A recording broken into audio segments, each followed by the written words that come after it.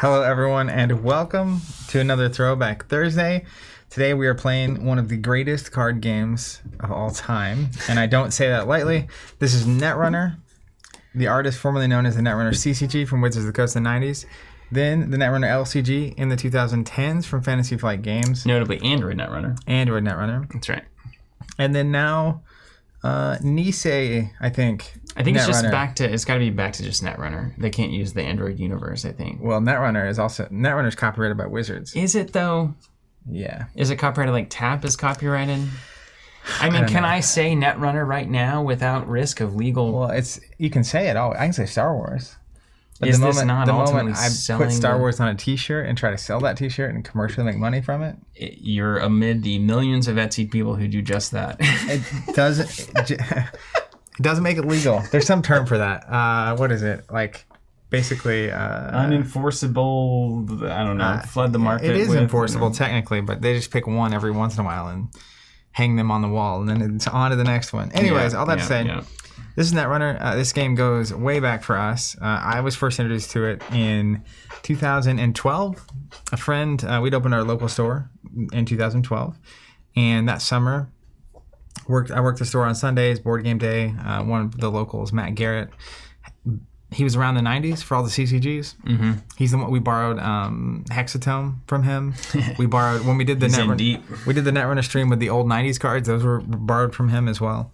But FFG announced they were bringing Netrunner back. Mm-hmm. And so he brought this to the store, and I played the old version with him, and like, this is really cool. Then that loan from Chibi, remember that? Mm-hmm. I remember, I'll never forget that. And then played at Gen Con, fell in love, and the rest, as they say, is history. But notably, I believe it was cold that year, December or January timeframe, when the first data pack for Netrunner came out. It was cold. I remember it was cold. Like, the weather was cold, you know what I mean? It was winter time. And it's like the start of your novel. The first pack showed up to our store. It was a gray day.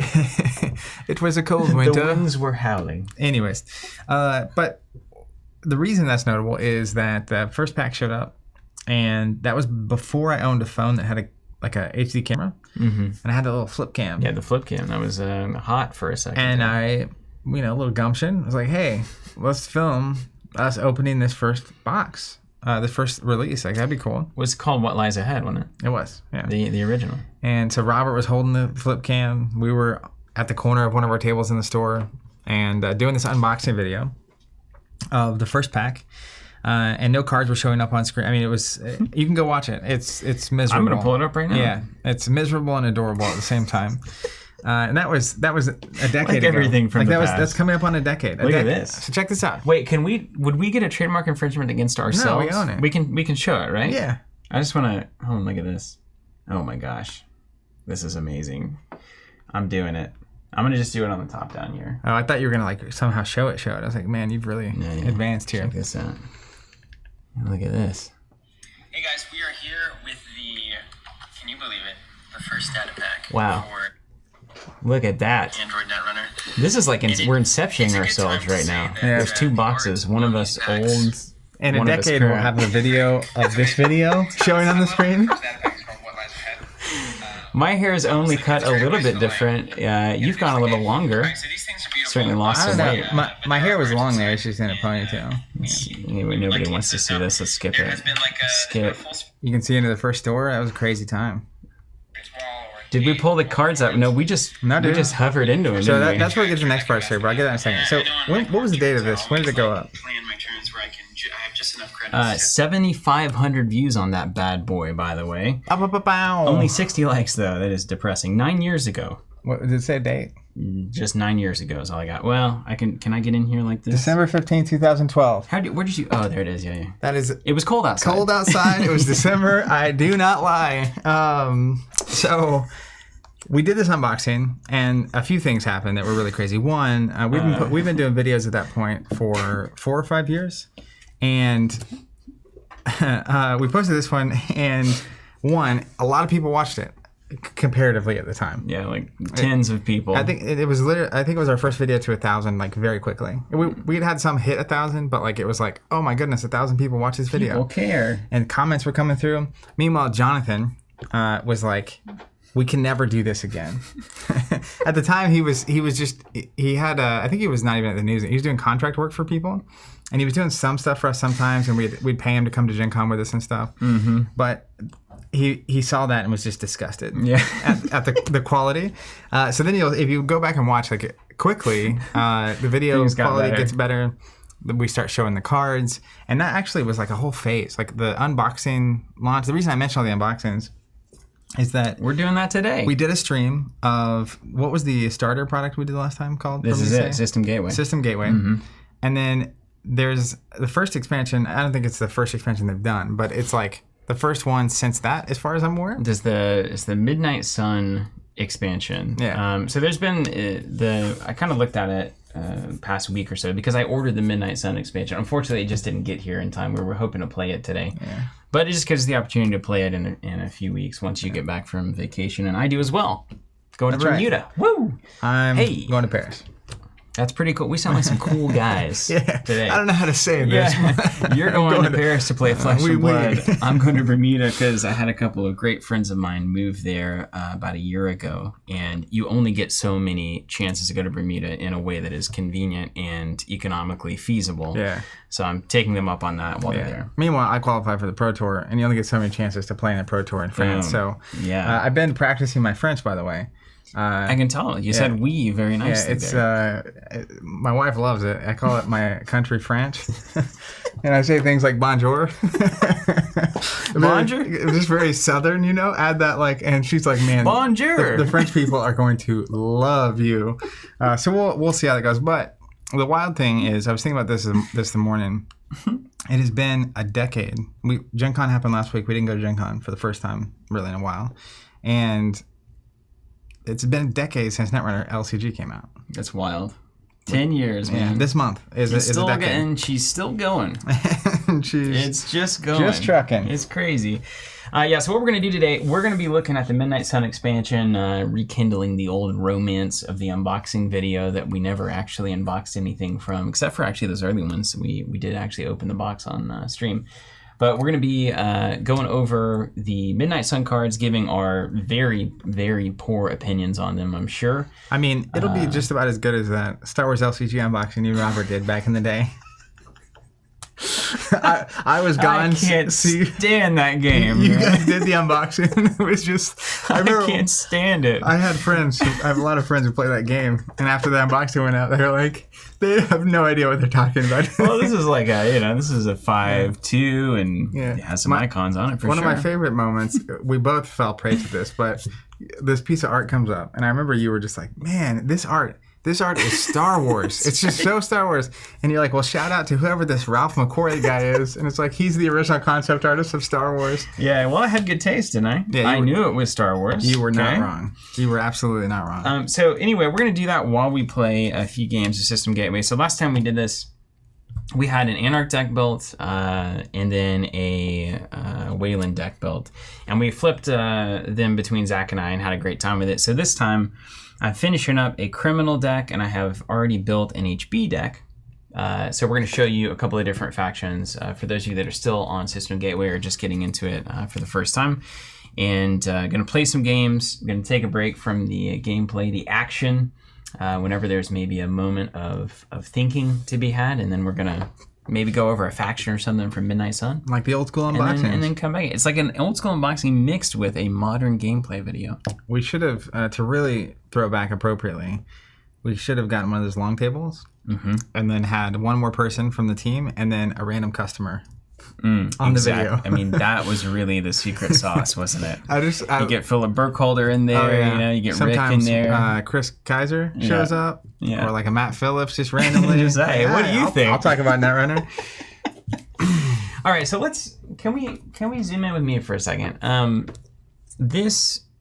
just finishing up this criminal deck, and for System Gateway, a lot of times it's easy to just take all of the blue cards. Start there, kind of sleeve all of that up, and then see. I like to start by seeing where my breaker weaknesses are, because I feel like these are just really basic games that you get to play out of System Gateway, which is just awesome. The fundies. It's like my favorite type of game. So the first thing I'm going to do is just look at the breakers that you have available to you, basically. as far as I know, usually one faction of the runner has a better breaker of each type than the others. So, like, in my experience, in my memory, Anarch was better at breaking through barriers because they're like, just crush through it, like chaos.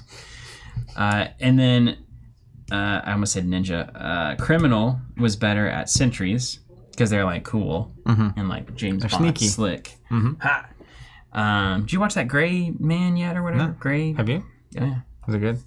Yeah. It's got some of my favorite people in it. Pretty good. Yeah. Yeah, I mean, yeah. And then It was a little loaded. I mean, it's just like it's just all the hits. I mean, it's everybody you've ever seen in a movie is in that Gray Man movie. Oh, yeah. Am I wrong though? I'm not wrong. You're not. I mean, it's got It's got Andy de Armas. What's It's got Ryan Gosling, there right? it is. I mean, those two together. Is his name Noah in the Notebook? You wouldn't know that.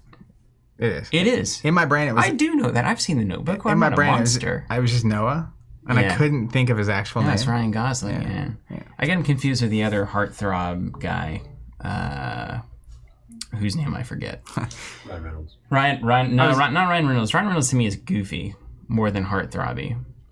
Ever since I mentioned Two Guys, a Girl, and a Pizza Place, and nobody knew what I was talking about, I have just had Ryan Reynolds on the brain because it's just like, how does nobody know that show? Yeah. I thought it was just like a very memorable show from history, but Who's I guess the other one you're talking about? Now I'm confused. So if it's not Ryan Gosling, it's the other one. You know, he's in the same brain space. I feel like there's a lot of people loosely in that era that women tend to like. It's not like it's the same kind of physicality. It's not like a Sean Connery, like gentlemanly, you know, whatever that is, physicality. It's like a hold on, somebody's got to know. I'm gonna look it up, Zach. I'm gonna look it up. I don't know who you're talking about. I need chat to help me with this. I was looking to see if anyone. It's like you'll know it immediately when I say Galactus is guessing Jake Gyllenhaal. Yes, I think it is Gyllenhaal. Hold on, Really? I've got it here. Yeah, because they kind of look the same? I don't know. To me, I guess they kind of do. It's not Henry Cavill. There's Ryan Gosling. That's correct. It's not Ryan Reynolds. What did you Google? I will not tell you that. Jake Gyllenhaal is definitely it, by the way. I want to know what list how you got to this. Gyllenhaal is it? Oh, it's Zach. This stream is right off the edge. It's Zac Efron, in fact, was who I was thinking of. Yeah, that's fair. That was in my head. I always think it's Zac Efron, but it's actually Gosling. So, Yeah, I know what you mean. yeah. So it's my mistake. But anyway, it's a good movie. It's got a lot of people you know in It's it. action. It seems highly rated. It was highly rated by critics and audience, which usually means you're in for a decent movie. Yeah. Yeah, it was good. Yeah, my favorite movies are always hated by one or the other of those. It wasn't like groundbreaking, but it was... Yeah, it doesn't You know need what? to It be. was good. Maybe it was really good, in fact. Maybe. Okay, and then all that say, shapers usually are good with code gates, I think, because they take the time to like figure them out because they're shapers and they like the puzzles. So if They I'm like the puzzles. if I'm building a criminal deck, I probably assume that I have good sentry breakers. I'm going to look at my barrier breaker and see if I need to replace that with an out of faction one.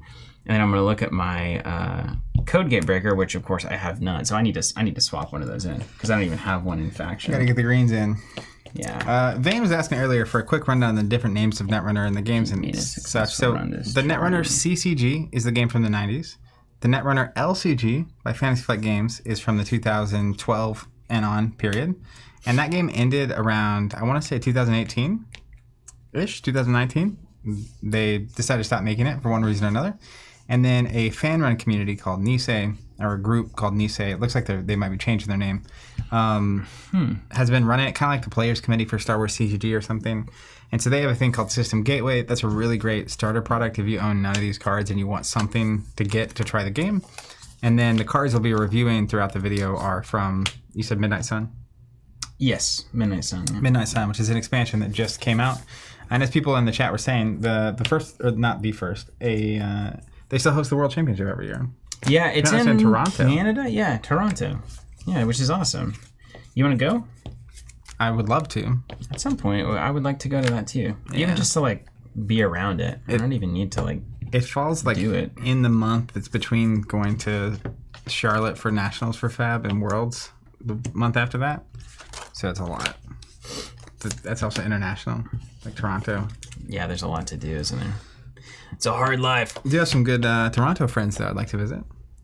Dante Del Frisco? Dante Del Frisco himself. I love that guy. All right, so here's a key thing about criminals. Mutual favor. This is the old new school, what was that called? Special operation or special favor? Special order? Special order, thank you. So this is the go get any icebreaker you want card, which means that criminals really have an easy shot of making very limited icebreaker getting your full choices. Rig, cutting the stuff you don't need. So I think I'm on a 3 of Mayfly for criminal to make sure that I can proc this nicely. And then, what's the best code gate breaker, everybody, in System Gateway? It's got to be the green one, right? It's got to be Unity. It's here, Gordian right? Blade. Where's that? It's got to be Gordian Blade, right?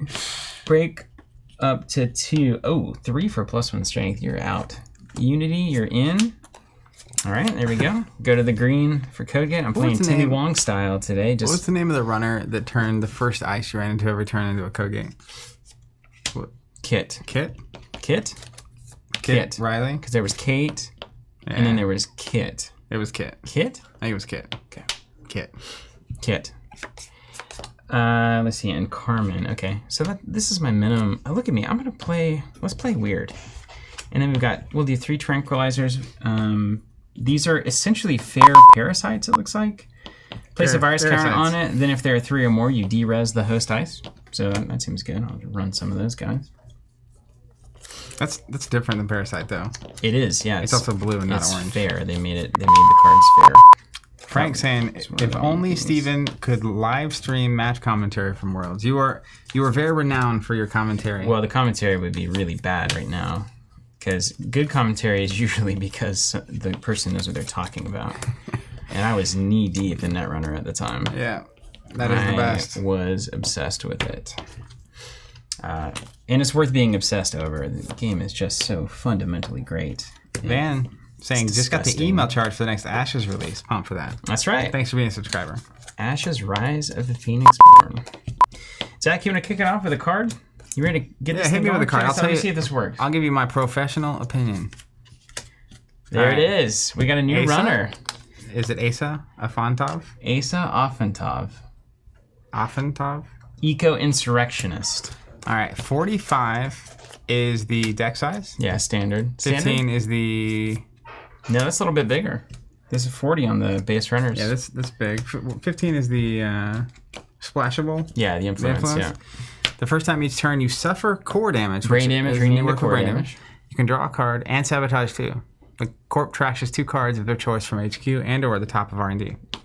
You may draw a card and sabotage 2 the first time you suffer core damage. So they've got to have cards that give you a bigger hand size, right? They've got to. Maybe. But isn't this crazy? You can suffer core damage, like you can do something to yourself. Maybe is there like stem hack kind of thing in here? Totally. You take that core damage, and then you just run archives? Oh, yeah. That's pretty strong. I dig that quite a bit. I like the high risk, high return cards. You like, yes. You do. So this seems like one of those. Like if your first 2 clicks were somehow giving you brain damage. It's only the first time. Oh, see? Because it's a newly designed card. If it was Wild Times like previously, you could just probably do that every time it happened and find out how degenerate that could get. Yeah, so at least 2 or 3 times a game, I'd be very comfortable losing permanent hand size to take a shot. It's a good long ball, too. Yeah. If you can just run archives immediately. The interesting thing about it, though, is they can do it from hand, right? So it's weird if they choose 2 from hand and they have 3 cards left. And or the top of R&D, I see, yeah. If it's not called trash, is it? Yeah, dump, heap. If the heap is... Archive for the corp. There it is. If the archive is not protected, it seems unlikely they're going to dump an agenda over there.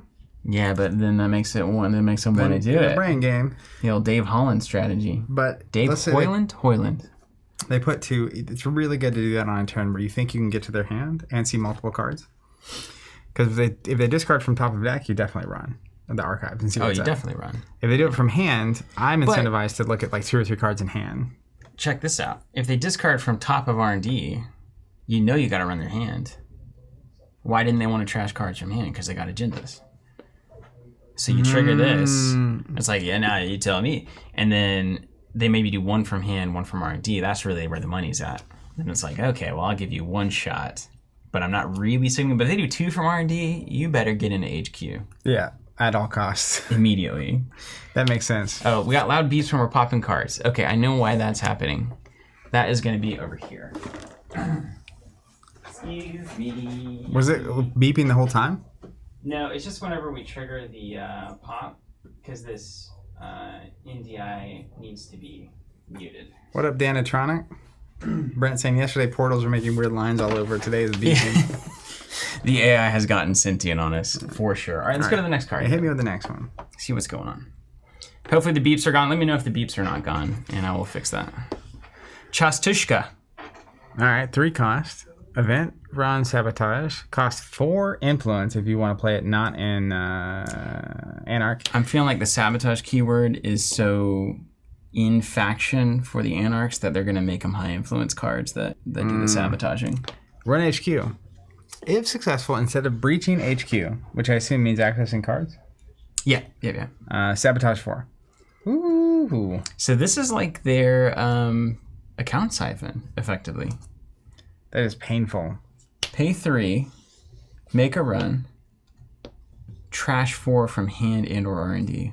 Like, just picture this turn 1. Just so this is a great early pressure card. Like, you know, if they do the Ice Baby. I want to play this immediately. Classic Corp situation. Mm-hmm. Ice. And then, how many cards are in hand at that point? 4? Do they have baby? Yeah. So they start with 5, they draw 6, they play 3. So they're at 3 cards. Yeah. So you do this. That's really good. You better protect HQ, though. Yeah. If you can get in, can you play and get in? I'll bet you can. You always can. I bet you can. Totally can. It's a runner. These are bamboozlers early. These are some bamboozlers. The old Netrunner bamboozler. That's a really good Anarch bamboozler. Yeah. And it stays relevant throughout the course of the game, too. It costs 3. So even on turn 1, I mean, you're going to have to work to do it. They go down to 1 card in hand. They've got a big remote built up. That's 4 off the top. It's a way to pressure. Yeah, in like an interesting way. That's cool. Clockwork Gadget correctly saying, seeing a card like this makes my Anarch brain tingle. Ryan Roper, if cards from R&D get trashed, they go face down. Is Corp allowed to look at those? Yes, I believe Corp has always been allowed to look at. They always know what's in the archive. You know what I mean? Yeah, you gotta know. Although that's not the case for most corporations. Many have no idea what's in the archive at all, in fact. How about running hot? All right. 1 cost event as an additional cost. Suffer a core damage. Well, there's an easy way to get some core damage. Gain 3 clicks.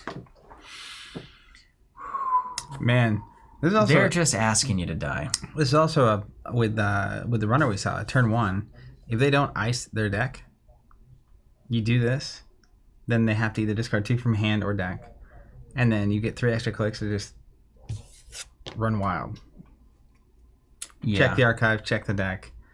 If you score off the deck, check the deck again. Draw. Money. It's like Rocky doing the punching bag, you know? Yeah, this is a card that would see play in every runner, potentially. I mean, 3 influence. I mean, if you have the opportunity to basically, 3 clicks, as we know, actions are the most important resource in the entire game. Yeah, but you are spending an action and a card and a resource. And an additional card from the core damage that you're taking. Mm-hmm. But 3 clicks can be the difference. Against HB, for instance? Can be the difference. So, yeah. This looks like a character from the old art. Does it? I don't know. They're all, in some sort of... In the same vein? Yeah. It's like... That's a great shot, though. I love the idea of losing yourself in the run. I can definitely... 3 clicks is a lot to gain. It's a lot. That's a lot. That's nearly a whole turn, man. But you lose a click, I guess, to play it, so really you're netting 2. Yeah, you probably need to play this with the fancy runner. All right, what else is coming up for Anarch? Let's get through these Anarch cards real quick. Forget, and then I'm gonna... You don't get a sideboard in this game, right? No. So that's like really maybe... Like, what are they... Core damage is really bad in Jinteki. Mm-hmm. So that's also something. In my mind now, I evaluate cards naturally as though I can take certain cards out against certain matchups. It's funny. Yeah, no. Welcome back. Yeah. 1 cost Steelskin Scarring, draw 3 for 1, and when it's trash from your grip or stack, draw 2 cards. So this is equivalent to Diesel. The one with Ed Kim on it. With the I've been worse than that. I've seen worse than that. You remember that? Had worse than that? I've had worse than that. I've had worse than that. I've had worse. I've had worse. Yeah, I've had worse. You remember that? It's kind of like between that and Diesel. The 0 for 3 out of Shaper. This is a great card. This is phenomenal. This is a great for Anarch. Yeah. All Anarchs. Like, it's so good. It's really good. Card is great, especially because I'm seeing this neutral ice that does net damage and stuff. So good. That's 5 out of 5 stars. Yeah. Yeah. You see how it says draw 3 cards on it? I do see that. Yeah. And then protection from damage. Like, come on. Your core damage you hit that with your core damage discard, you go up. Yeah, it's just great. That's just Ghosttongue, 2 cost, hardware, cybernetic. I love hardware, by the way. It's the thing I've always loved in Netrunner, and I could never actually play it in the competitive game. That is a devastatingly effective joke. I feel like... Have you ever been to Ace? My God. I feel like I just pictured if this were a TV show, it cuts. And it's just you in Ace Hardware. Like, I love hardware. Just like staring at bolts. You're just like... I always wanted to play those ones that gave you the 1 credit that you could spend on the run. They cost 2. They're always a little too slow. They had the head with the wires going through it. When we only had the core set. Yeah. Because you only had so many green cards. I love that. In Spinal Mode, I'd run those with Spinal Mode. I'd be like, I don't have to pay anything for a run. And it would be like, well, the game's already over, though. When you install it, suffer a core damage. There you go. The play cost of each event is lowered by 1. Now that card is with value too. Wow. That is a great card. -1 to put it probably like 30 cards in your deck. Not just the first event, man. That's every I know. event. That's what I'm saying. That's a 30 credit card right there. That's a high credit limit. Wow. I mean, so that deck, what is going on? That's crazy. Huh. I mean, you lose... It's interesting because this is not a game where you draw back to your hand size every turn. So what you lose is... But the card we just looked at is free for 3 cards. That's a diesel. Boom. Yeah, that's what I'm saying. Like, you just lose the hand cap size. So that is actually way less costly in this game than a lot, as long as you don't die. But if you have 3 copies of the other card in your deck, that lets you draw 3 for free at that point. And or when it goes... Like, if you have prevention to not just die to meat damage or something, or brain... core damage, that's going to take a long time. Core meat net? Yeah. That's like my my secret password. You're supposed to use 3 words, by the way, in your passwords. 3 word phrases, not random weirdness. Yeah. I used to use 18 characters with multiple caps and special things. And then... No, it's way worse than 3 words. And a great joke coming in here from, who was it that said this? Lance. You can't always Aesops this, which does make it good. The Zach Bun special. Hey, man, stick with me. This isn't great hardware, but you can cash it in for 3 credits. Hey, Aesops makes it. Aesops Pawn Shop, it's a come one, come all situation. Everything you put on the table can later turn into 3 credits, which makes it all great. If there were a card that was play it for, let's say 0, and then at the start of your turn, you can trash it and gain 3 credits. People would play that card. Yeah. So if it adds any other utility... Absolutely. I don't disagree with you. Is there an Aesops Pawn Shop in this game? Or something like There's got to be. Can it be Zach's Pawn Shop? That would get... You know what? If there's a Zach's Pawn Shop, I will show up to next year's Worlds. Oh, man. Your mouth's writing checks, your body can't cash. I don't even know what continent it's on. It says it's going to be on a new continent. Really? Every year they're going to do a different continent. Antarctica? I didn't say every continent. I said a different continent. They're not going to run through each of them. Just the each one. Okay. Yeah. Year 7. English. Here we go. Who's coming on the cruise boat to Antarctica? Let's look at Marrow. And that looks like Spinal Modem, the old Spinal Modem. 2 cost, +1 memory, as you'd expect from a console. 3 to your maximum hand size. Here you go. So you get 3 free core damage, effectively. How do you feel about these things that have penalties that then you have cards that negate said penalty? It's fine. I mean, it just makes you run a certain kit that you expand from. It's fine. But you know why I like it, though, is like... Apparently, Aesops is in the system gateway. Hand me that stack over there. Is it called Aesops or is it called Zach's? I can assure you it's not called Zach's Pawn Shop. It could have had me at Worlds. There it is. Ship sailed. No, that's not it. There are no green cards here. Oh, I guess I'm looking at it. I don't see it in here. There's no pawn shop at all in here. But this also, it does play into the core damage theme, but also... there's not system gateway, system update. 3 maximum hand size is just fine for everybody. And when you install, you suffer core damage. Okay. Whenever the corpse scores an agenda, sabotage 1. It's probably happening 3-ish to 4-ish times a game. So you suffer core damage, but get a maximum hand size of 3. So it's really maximum hand size of +2. With the trigger on the new runner. Which is cool. Yeah. And then score an agenda, sabotage 1. I like it. That's a cool concept. It's fine. It's fine. It doesn't light me on fire. Like that procs probably 3 times. It's fine. But it gets you 3 hand size. I think that's why you're playing it. The little sabotage is just a little... easy. Interesting. Veronica saying chat has deceived us. Because it was in the update, not the... Oh, right. It's a Look cat. at this. He reminds me of... Begemot? What's the name of the cat from Alice in Wonderland? Yeah, exactly what that is. I don't know what the name of that is, though. You know what? I'm just going to say it. I haven't seen Alice in Wonderland. Over here yesterday ranking Disney movies and hasn't seen Alice in Wonderland. Hey, nothing's beating Aladdin. Except maybe Robin Hood. I will wager Robin Hood. I don't know, dude. I've been thinking about that a little bit. It's not 101 Dalmatians. It's a good film, but it's not. If you're 8, it's a really great film. It's not better. Yeah, Lion King's pretty good though. No Pocahontas. Pocahontas is great. Yeah. It's my wife's favorite. And great soundtrack. You still listen to it. It's a great soundtrack. It's also got the Cheshire Cat. That's right. But I will maintain that it should be... What's the raccoon's name in Pokemon? Paint with all the colors of the mountains, sing with all the voices of the wind. She did it backwards, in my opinion. 5 cost Begemot, 2 memory. That's notable. What should it have been? She says paint with all the... Or sing with all the something of the mountains, paint with all the colors of the wind. I think you should paint with the colors of the mountains and sing with the wind, basically. Yeah, because your voice carries. The wind is already producing sound. When you install it, suffer 1 core damage. You're seeing a theme here. Program gets +1 strength for each core damage you have taken this game. Whoa. Really? Oh, I guess you do mark that. Although, is there anything that heals core damage? Have we ever seen that? There was never anything in the original, I think, that removed that damage. The doctor's office or whatever. It doesn't matter if there's not anything that does it now. Yeah, true. Interface. 1 credit, break any number of barriers. This is insane. But no way to get plus strength. Yeah, that's right. I love this kind of icebreaker. This is the Anarch gamble happening right in front of us.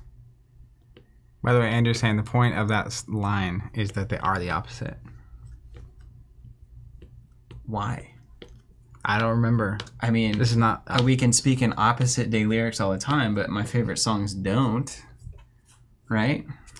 Andra is saying there's no way to remove core damage, but you can only increase your hand size.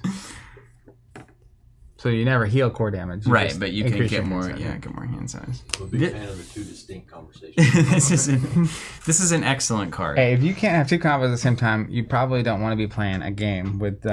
It's asymmetrical. Asymmetrical, yeah. See, it's on point. Asymmetrical conversation. We came into the stream beforehand, Steve and I. We were like, we're gonna have 2 combos going at the same time. That's the point.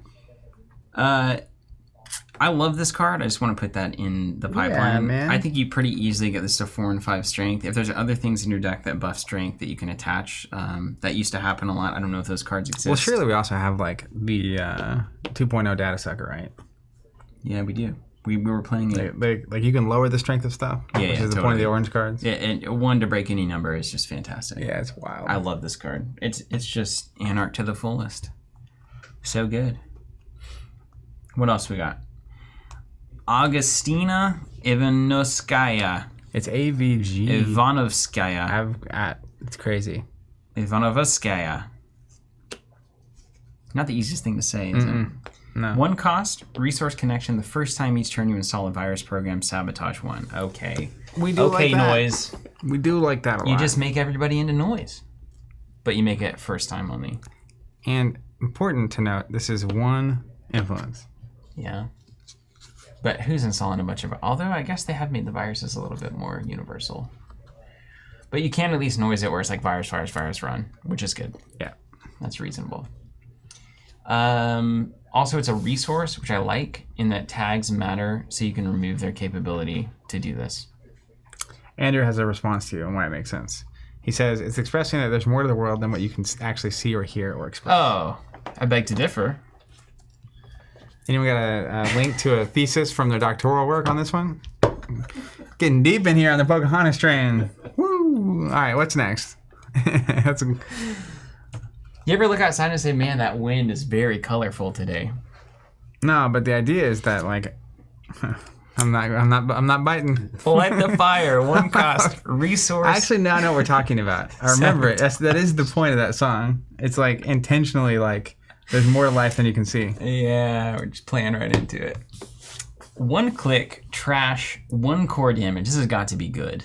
Whatever's about to happen. Run a remote server.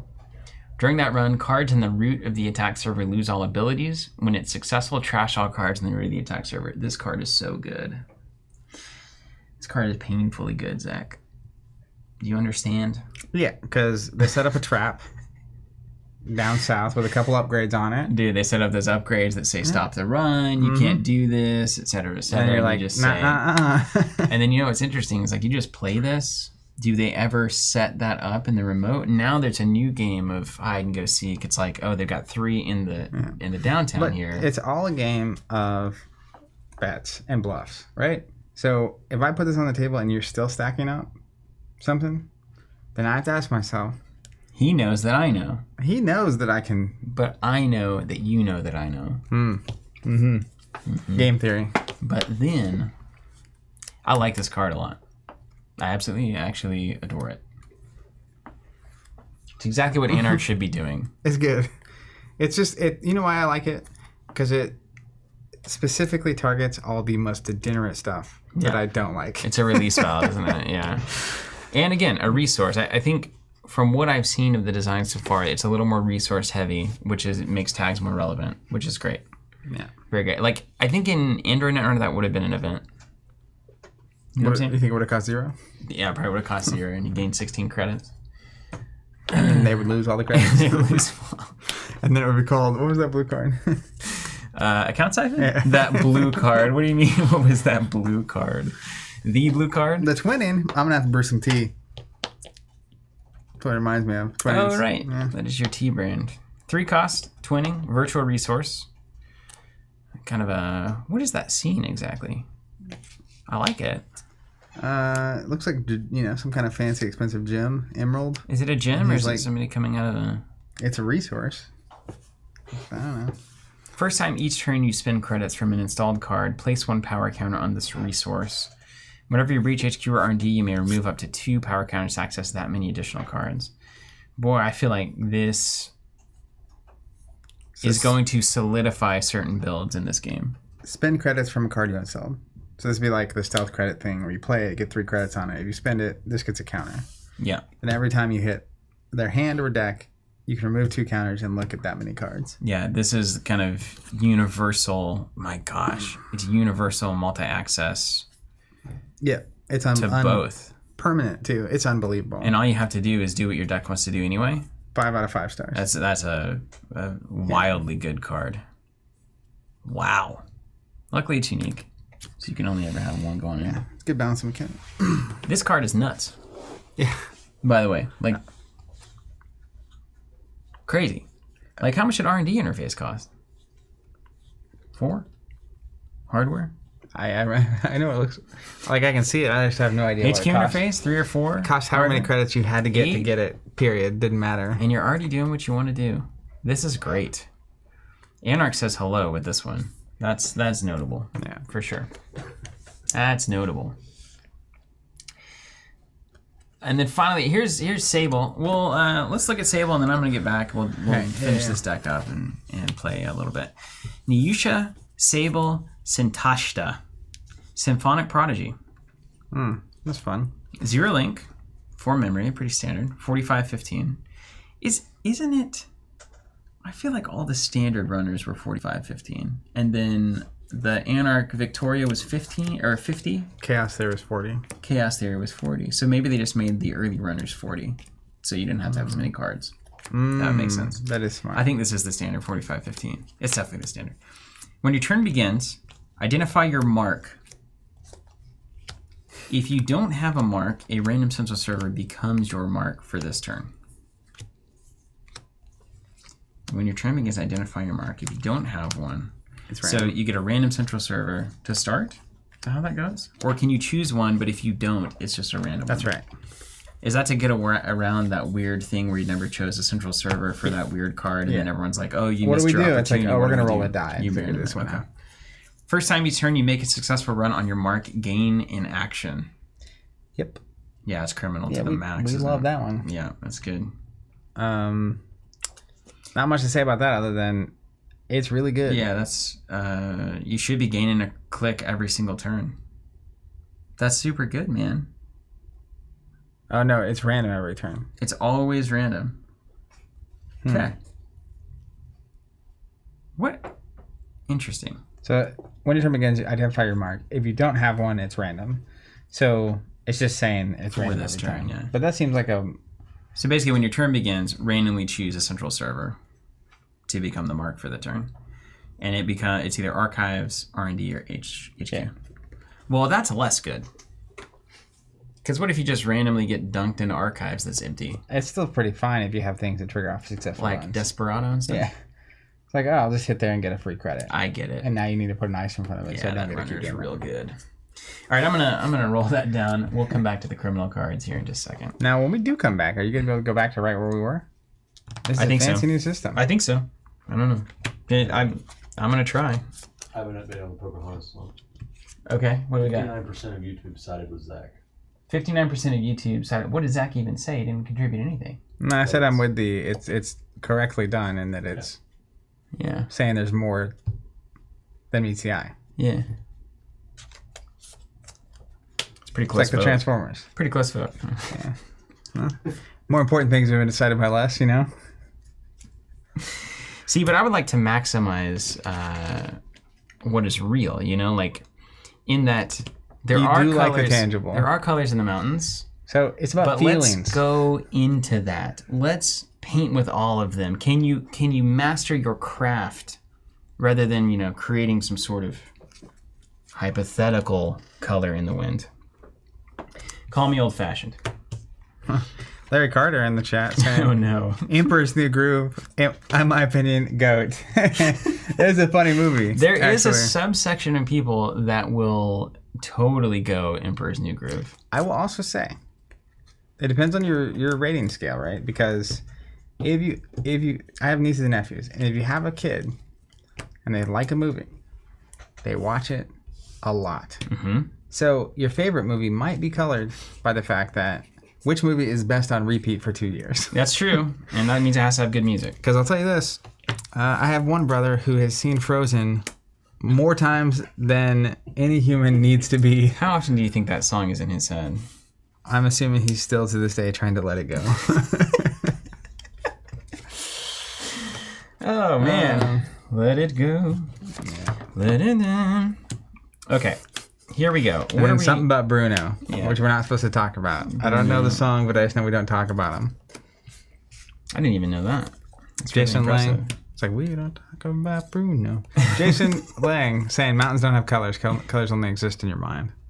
Oh right, I mean the interpretation thereof, but there has to be a stimulus, right? Anyway, that's beside the point. Smartware distributor, jailbreak, sure gamble, overclock. This is a lot of really good. Yeah, that's me in a weird place. I don't like this.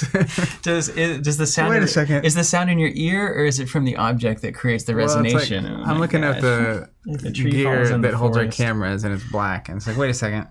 Is it actually black, or is that just like how my brain and eyes perceive it to be? Yeah. What color is it outside of my vision? There's no such thing. Color doesn't exist without interpretation. But it could. No, it doesn't. We can't prove that. I mean, anything. Does anything exist without observation? Right?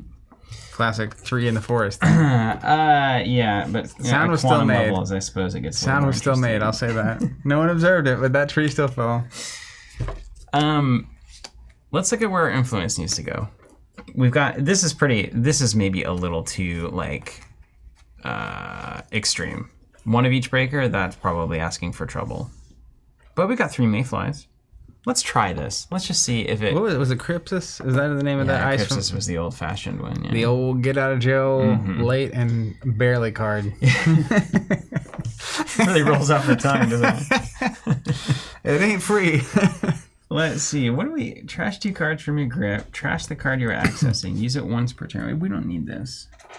And each key may gain 1 for each card you... So I need multi-access. That's the idea. All right, this is the idea. Cardboard cast hands reflecting back. Is it? When you install this program and your turn begins, place 1, gain 2 for each. Yeah, okay. So I've got... Ooh, Mayfly's got a lot of... That's a lot of memory. We don't like that at all. PMK. Color specialist. Actually, colors are differentiation in photonic frequency, and that's definitely outside your head. However, the perception of those frequencies is inside your head. So they have qualities and colors outside your brain. We just have never experienced those. Yeah, precisely. Jacob Muller. You need more econ cards. 9, 10, 11, 12, 13. I think I'm going botulus, man. I'm going to be feisty today. Chris, I don't know how you can possibly prove that. Saying Chris says, there are enough spiders in the world to eat all the humans and still be hungry. All falling trees will be observed by someone or something. You know what? Actually, the other day, I learned again that the an insane percentage of the terrestrial biomass, like the amount of space taken up by living things, is like 60% ants. Yeah, it's uncomfortable.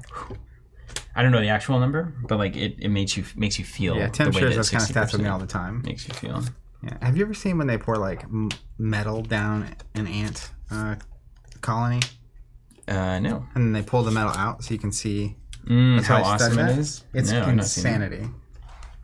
It's insanity. Also, how good are you at identifying spiders, since we're on the topic? I can identify the poisonous ones in Oklahoma. I thought they were like wolf spiders. You familiar with those? Mm-hmm. Yeah, a lot of people call everything a wolf spider. And we have had some wolf spiders. We have all the woods behind our house. Mm-hmm. And they are low to the ground, and they pounce on other bugs, and then you see them. They're low to the ground. They like to be on the ground. No performance spiders. Like they don't hang in in the corners and stuff like that. They stick around the ground. Anyways, the other night I walked into my bathroom and like hit the lights on, and my foot was going down, and I looked as I did, and then I don't like that at all. There's a spider like right where I'm about to step, and it's pretty big. Yeah. And like I kind of jumped back and don't step, and it was really funny because the spider also jumped.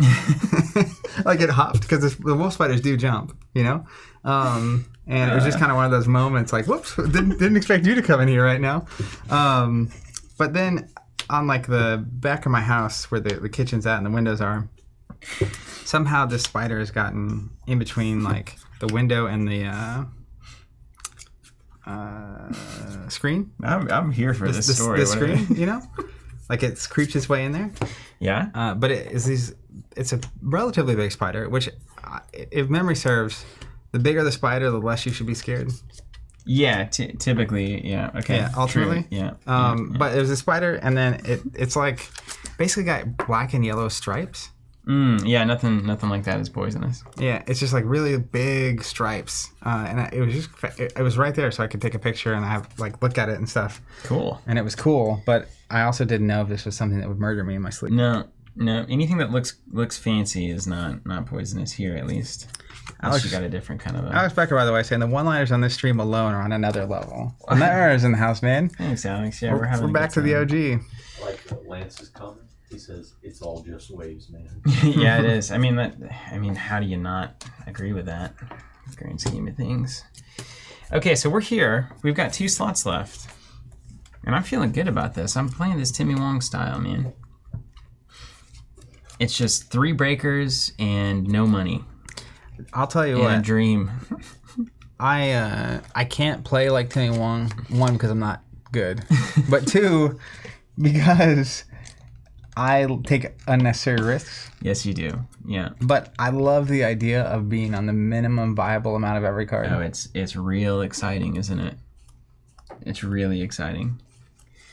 Yeah, I do too. Oh, this is terrifying. Chris saying, all them, no matter where you're at on Earth, you're always within 10 feet of a spider, according to Stink Moody. Speaking of things you want your kids to repeat.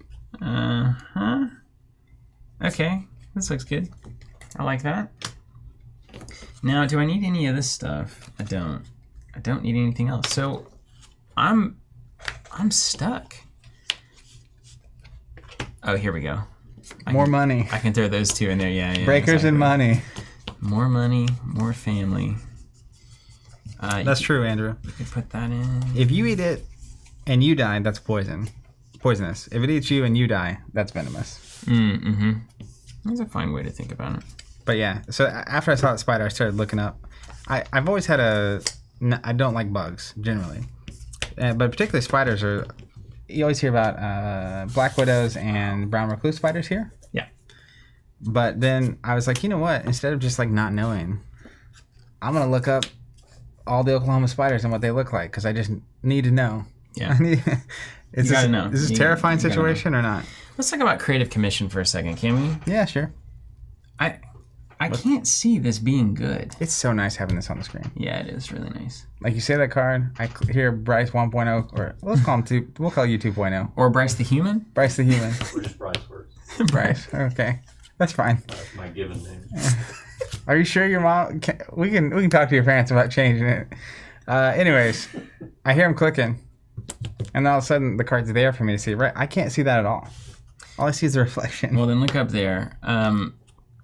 This card gains 5 credits. It costs some money in a card, so we're already 2 down. And it costs an action. Money, card, action. You can factor in or out the card on all these cards, so we can play that how we want. Let's not factor out the card. Money, action. It's an easy mark, right? This is just a harder to use easy mark. That you only want to use as your last click. Yeah. Easy mark was great because you could easy mark and then run. As compared, let's look at telework contract. You install it, you load 9, you take 3 once per turn. So it's going to be 3 clicks to take the money, 1 click to install it, and 1 money. So it's 5 legend. I get you 4 money. That's technically more money. Yeah. More money, but it costs time, right? That's for you to decide. All right, so we've done it. I'm going to do that, and then I'm going to put 1 verbal plasticity in because value. And there we are. Meanwhile, I'm playing Hass-Bioroid. I don't even want to know what's in my deck. I put some sauce in there, so it's... I'll tell you what it is, because this might be helpful to show folks. So I like to just take the base decks and then put like a very dedicated splash in. So this is not going to be great, but you have 3 diviners, which are really, I think in HB, I like doing a little net damage, a little click. You know, it's like I can't spend clicks to run and spend clicks to draw, and so you try to tax kind of every aspect of the game. So I put 3 of those guys in there, so look for those, and then this is the real Bugatti splash here. 0 cost, when the runner approaches, you can pay 2 and trash 2 cards from your hand if you do in the run. This is Amniotic Void. Yeah, a noetic void. So it's a guaranteed you do not. So, you know, what a lot of times people will do is they'll build up all of their money and all their stuff and they'll run to get into that remote. And the reason that works is because you have +1 hand size. So I figure you can trash 2 cards easier from hand. And then you also have things that get stuff back from archives. So you can trash and then get it back when you score the agenda. Yeah. There you go. So that's the idea. And then there's all these runner cards that might work. All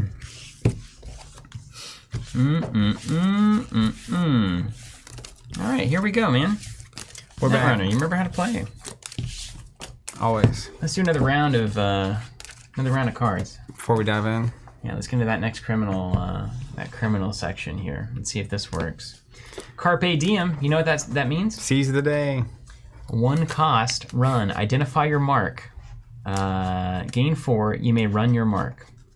So essentially an easy mark plus a run, and if you're playing that runner, then you get the click back. Yeah. It's called efficiency. So that's interesting. I get it. That's why they did it this way. So she expressly creates a mark at the start of the turn that is then referenced throughout the turn. Whereas if another runner played this, it would do that whenever they actually play the card. And what's crazy is, it says you may run your mark. Yeah. I thought you had to run your mark. It's like YOLOing into one of those. Yeah, true. Not the same. That's fine. That's a fine economy card. Okay. Next up. Yeah, this is just classic criminal stuff, isn't it? It's fun. What is that? Is that the microphone here? Is that what this is? Just the table. Oh, yeah, no, that's the mic. Oh. There it goes. Pinhole Threading. Run any server. If successful, instead of breaching the attack server, access one card in the root of another server. If it's an agenda, you cannot steal or trash it during this access. A little peeky? What's the point of that? Just to know. I don't think you're trying to hit agendas with it. Or it could be a take 2 turns to advance agenda.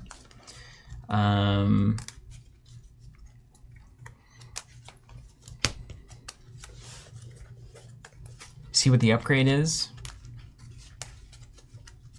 If it isn't an agenda, though, you can go run and trash it. So you could see if it's an important, like an important upgrade that they have over there. If that's a Sand City grid, right? You're like, oh, I got to go get that. Those kinds of things. People in chat saying it's very good. Yeah. What? So, like, let's say you run archives. Is this? Didn't there used to be a zero cost card that was just like, look at a card? Yeah. Expose. Yeah, but that's old. That's old Netrunner. We can't base our ideas about this. Ryan Roper, is anyone else seeing the video glitch or jump? Is it just me? Hope it's just you, Ryan. It also depends, Ryan. If you're on like a high hertz computer monitor, it's going to be a little more jumpy, just because of frame rates. So apparently, Pinhole's very good. Yeah, I don't know. This is my lack of skill is showing. Apparently, there are some nasty assets that are nice to trash. Okay. So that could be a thing. Tom saying, I think people overvalue exposed cards. Pros never use them. Yeah, nobody ever exposed. I feel like I'd rather just have the tools to get into the server. That's how I always think about it. Yeah, I don't know. But it could be good. Interesting. Let's go to the next. So you need to get better to understand that, basically. Pan Weave. When you install this hardware, suffer 1 meat damage. First time each turn you make a successful run on HQ, the corp loses 1 credit. If they do, gain 1 credit. Powerful. That is really good. Yes. I can't believe that exists, actually. First time. So only once. But once a turn, it's a 2 credit exchange? Yep. And then if that's your mark, I mean, it's obviously, you just got to protect HQ. Which you want to do against Criminal anyway. Yeah. But still. I could see why this, yeah. Because do you run on 3 in the deck here? It's unique. Not really. So, like, you can only have 1 out. Yeah. So once a turn is a 2 credit swing if they can get into your HQ. But I feel like you eventually want to have that locked down, right? You want to be able to get into HQ and R&D. Mm-hmm. So it seems like a pretty good rig piece. It's really good. I really, yeah. Do you run 1, though? You probably just run 1? Andrew's saying brace for a connection crash. I'm seeing what Ryan is, and the viewer numbers are starting to get similar to when Sorcery Crown. I mean, no. There's nothing... Shouldn't be associated. Nothing on the monitors is bad. And usually, the internet doesn't do like a slow crash. It loses. Immediate crash? It immediately loses. And that hasn't happened. That happened at Sorcery. That has never happened to us before. Yeah. What was that? You think they just shook the line real hard or something? Maybe. We also, I mean... Take a shovel to it? Is us upgrading to 60 frames any possible connection point? No, the internet's wide open. It's like 500 megabytes up right now. It's crazy. I wish I had that at my house. I'm like 500 kilobytes. A month. A month. It's like that Metallica song, Sad But True. Yeah. You know it's sad but true. That's what we need to pop for that, whenever you say something that's sad but true. Yeah. Ryan saying it seems more like an encoding problem. Which it might be. I think inevitably what happens with broadcast, like non-broadcast cameras, is their frame rate is actually 5994, And so frames have to be created somewhere. I actually talked to Ben Terrell about this. Ben, are you in the chat? The old Netrunner streamer? Yeah. Ben's great. And he's also like, he built OBS. Really? Like, I'm exaggerating, but yeah, basically. He did. He's like the guy. He's like one of the guys, one of the main like. He was involved in building it. Like if you send in I don't know what's happening, somebody help me request, Ben may well be the guy that responds to it. Nice. Yeah. We talked to him many times. Okay, let's go to the next one here. Panweave. That's an interesting card. David's saying Steven has to write down the URL of a website he wants to get, mail it into the internet. Later, he receives a CD with that website burned onto it. Alex Becker can say from experience, Steven's internet is a struggle. Someone get him that article he was looking up earlier on disc. We played TTS, Tabletop Sim, for Flesh and Blood, and my ping was at 999. That's the whole max. time. It was the kind of thing where Alex had to bring his little cursor over and like run the game for me. Yeah. I was like, can you please do this? If not, you'll like toss a card into the oblivion. When's your internet? They say I see the fiber on the telephone poles. The fiber optic cable is up there. Close. But they haven't activated it yet. And it's off the back of a lot of the Rural Internet Investment Act stuff that's going on. The infrastructure business. Ben Toro in the chat. That's right. Ben's ears are burning. Yeah, Ben. Tell me what you think. Look at the stats for geeks if you don't mind, and tell us if there's anything going on stream-wise that needs to be fixed. Virtuoso, 4 cost, console, hardware, +1 memory. When your turn begins, identify your mark. There we go. First time each turn, you make a successful run on your mark. If it's HQ, access 1 additional. Otherwise, breach HQ when the run ends. Oh my gosh, are you crazy?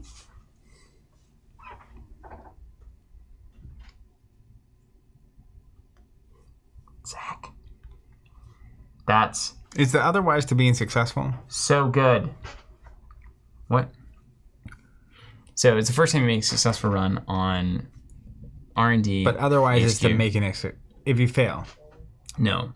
So if your mark is HQ, you get 2 cards out of HQ. If your mark is R&D, you get 1 off R&D, 1 from HQ. If your mark is Archive, you get Expose Archives, 1 from HQ. Isn't that crazy? So it's the if your mark is the otherwise, I think. That's a bit confusing. I mean, I'm following what you're saying. Yeah. So if the first time each turn you make a successful run on your mark, so that's our first thing. So whatever our mark is, it's going to trigger this effect. If that server is HQ, access 1 additional when you breach, or if it's not HQ, breach HQ when the run ends, which is nutty, by the way. Absolutely insane. It seems good. Dodge Pong himself, who hopefully it's not scary for me to say that is Ben. Stats seem fine. Thanks, Ben. Lori Plant successfully saying stacks with multi-access, which is nutty, dude. This is insane. Guys, I think this is probably one of the strongest consoles I've seen in the game. Yeah, it seems good. Todd Ramsey saying, I ordered System Gateway and more TC data tokens. More important than building my card pool, obviously. But now I need to go buy the rest of the cards, it seems. Sick, man. Thank you. I just went and checked for anyone that was curious about those. We'll be using the data tokens. Those came out in 2013, which is crazy. We're currently out of them. If you want them, sign up for the wait list on that website. We use that list to decide when and how much more to make. So if you're watching this later and you see them that they're on the wait list, sign up for the wait list and we'll take it from there.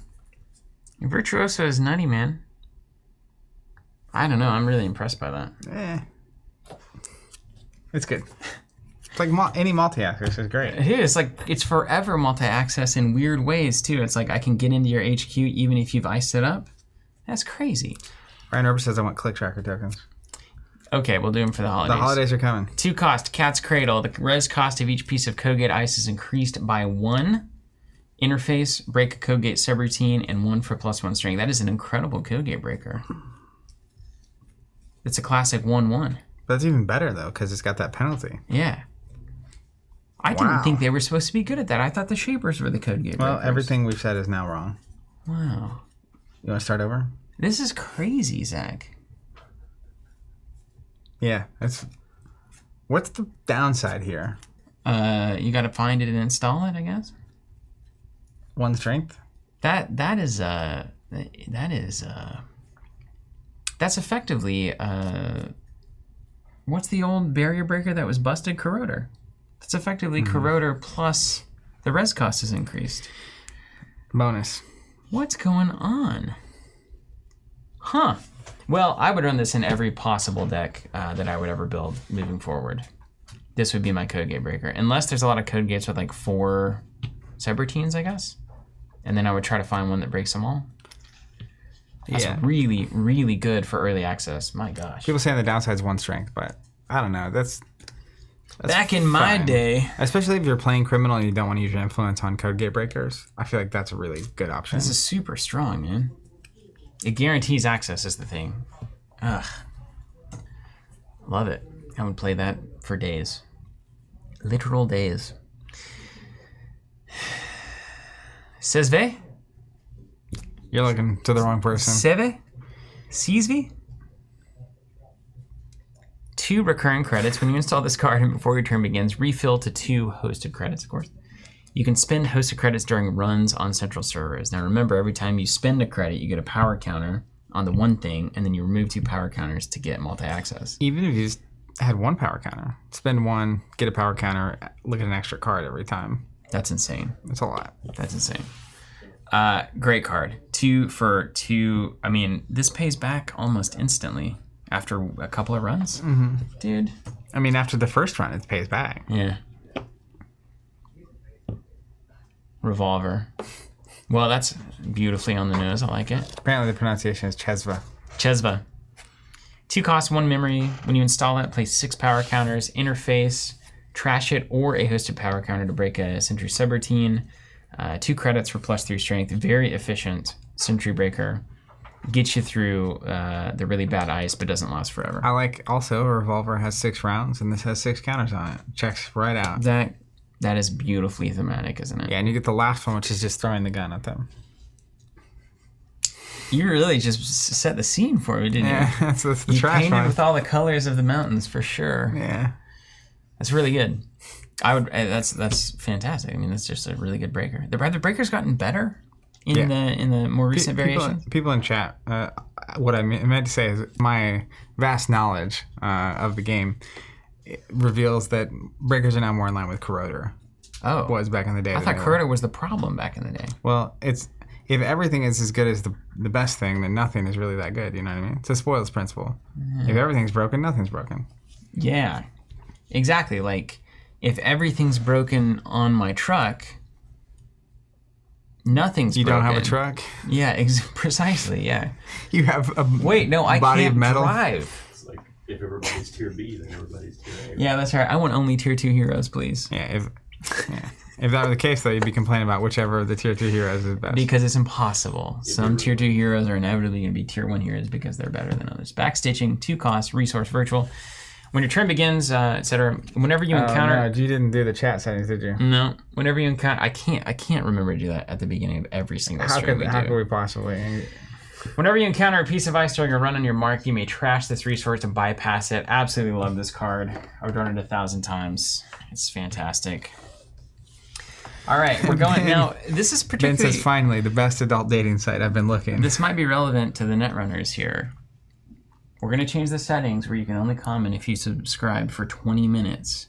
Ooh. But there's a lot of people who may not be subscribed to the channel anymore because we haven't been doing Netrunner. You best get to subscribing, smashing that subscribe button. Smash that like button while we're here. Ring that bell. Here's another thing, because the Netrunners maybe have connections. If you know anyone that works at YouTube who might be able to make that a setting that you can set permanently, like people can't comment on our live streams until they've been subscribed for at least 10, 20 minutes, pass that along.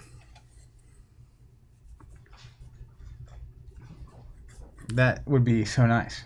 Just set it and forget it. And if you're not subscribed, subscribe now, because it's going to be 10 to 20 minutes before you can comment. Also, if you're live and that is the case, you haven't been subscribed for 20 minutes, leave a comment right now before the setting goes up, because I just want to know your name. That way... that way what? Well, it will miss you. I'll know that person suddenly gets quiet.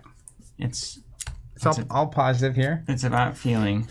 Yeah, I'm going to do that now. And I managed to grab just so on in brand. I was going to ask you earlier. What's funny is it's Synergy Unity Water. Yeah. Does that say kombucha? Mm-hmm, it does. Oh my, raw kombucha. Mm-hmm.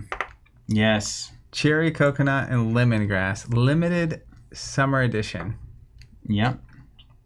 All of those flavors there that you just heard.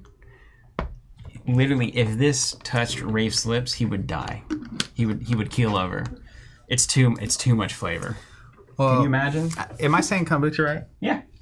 I feel like. Have you had it? No, but do you want to try it? I have my Invisalign in. So, bummer. But I've heard it tastes interesting. Yeah. Here, hold on. Let me change the. It tastes great. And Ben BW saying bye for now. It's tea, Zach. You drink tea all the time. I do. Okay, so it's actually going to be 10 minutes. No, let's do 5 minutes and see if that keeps the bots away. 5 minutes. Jonathan says, "What is this? Subscribe." You remember Jonathan Paiva? I haven't seen that name in a long time. Totally, Jonathan Paiva. Yeah, but I remember the name. Because we'd be setting the subscriber clock. Yeah, right. Fair. Tom, isn't all kombucha raw kombucha? Do you cook kombucha? No, I think it is all raw, yeah. I don't know. There's probably a way to make it less good. Backstitching looking good. Did you see that, by the way? Super good. Bypass. I did. No free lunch. Resource. Trash gain 3. Trash remove a tag. This is an easy mark that stays on the board. And you can trash it anytime. Yeah, and you can remove a tag. That's fantastic. This is better than easy mark. Easy mark. It's fantastic.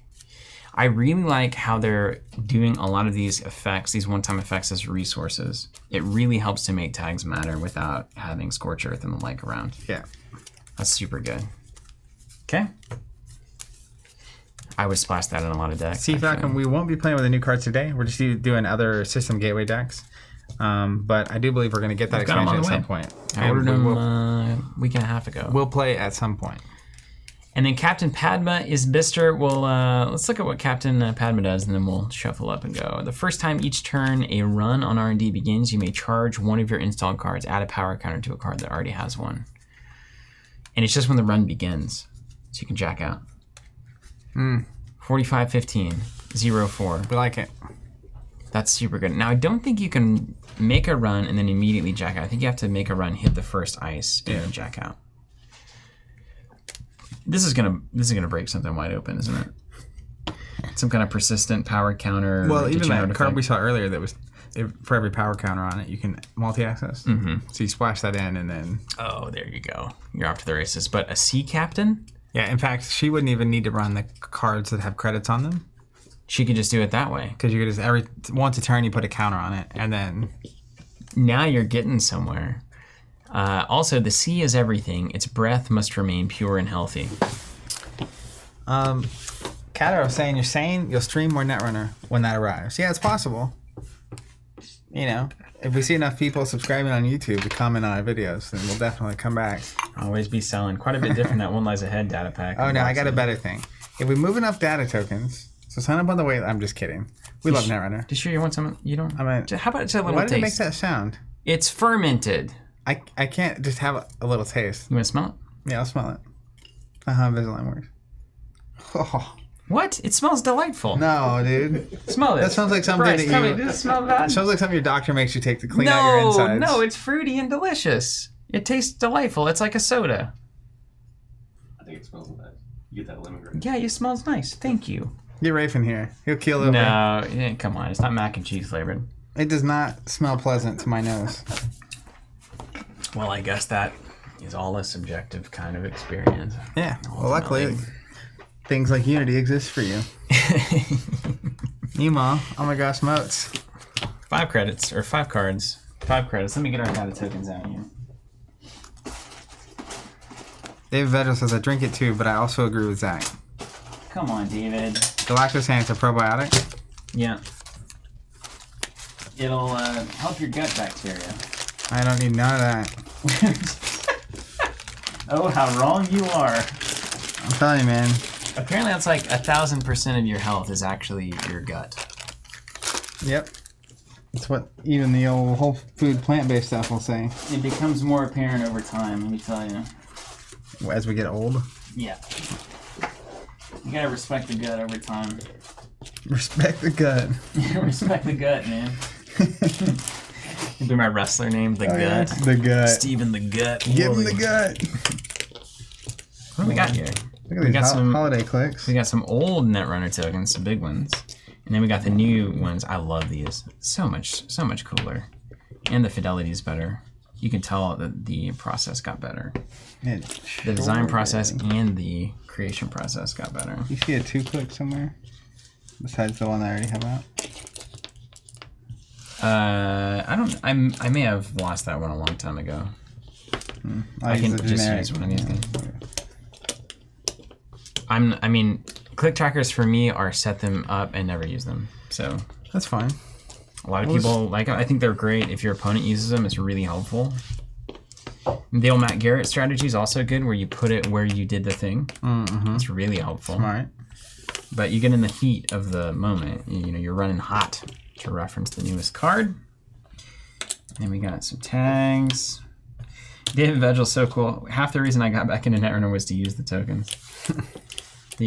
Some would argue the most critical success of the business, certainly for quite some time. Some would argue. Got some new viruses, some of these old ones. These old There was viruses. a moment, for sure. Look at these. Nicola asking if we're releasing any new Netrunner tokens anytime soon. Yeah, keep your eyes peeled for the holiday times. You never know. Keep your eyes and tokens peeled. That's right. That's a marketing play. Yeah, I'm sure people would buy more if I said that. Okay, we got tags. David Vegel asking, do you guys have any old X-Wing templates I can buy? We do not. No. We don't keep old anything around. You might be able to find them on eBay or something. Ultimately, pretty minimal type folks. All right. 5 credits for Steven. 5 credits for Zach. A bunch of credits over here in the pile. These, I'm not even going to waste an idea on those. 5 cards? 5 cards, yeah. Corp starts. You get a mulligan first if you want to. Oh my gosh, and that's it's so much money. Discard everything mulligan?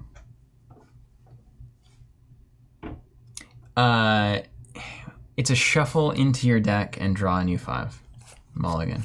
Yeah, let's do that. Or we can make it a good one. Are there 5 or more points in my hand? Mulligan. Yeah, I'm going to do some too. These are great cards though. 2 overclocks and the opening. It's Kata. Any news from Watsy about the renewed Netrunner license? Nothing. I think it's all just smoke and mirrors there. It's weird. I'm going to press the button. All right.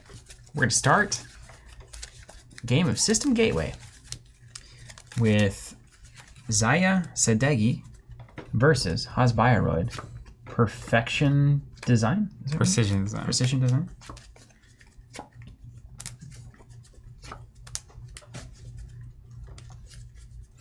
Oh, right. You shuffle everything back. Oh, no. Should I keep this then? Yeah, I'm going to keep that then.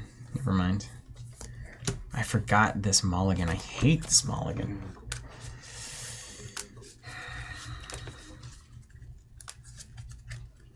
Thank you, Jacob. Yeah, I got it. All right, go ahead, sir. Start my turn. I must draw a card. That's right. Well. Do you think it's more intuitive to say the corp gets 3 actions and the runner gets 4 actions, or to say both players get 4 actions, the first corp action must be draw? Don't know. It's hard to say. I think it's the latter. Brain's too in it.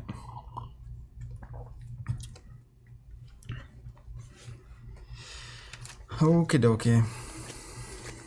Let's go.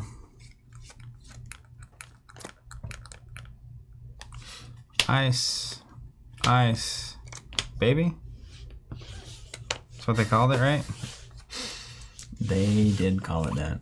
It's that exact play, right? Mm-hmm. I hear it's a good start. Now this is pod racing. We back. Let's do this, actually.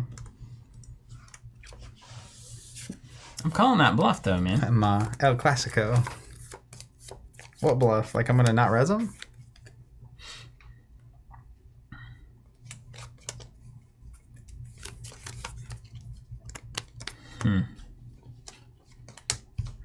can't res both of them.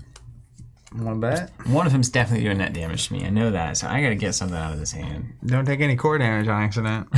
Oops. Whoops. Just gonna play with a 3-card hand for the rest of the game. Okay, thanks. Bye. I just can't stop. Red team. When you install it, load 12 on it. It comes in packets, so I'm just gonna put 4 packet counters on there. I can take an action to run a central. If successful, take 3 from this resource. So put a little extra pressure on you there.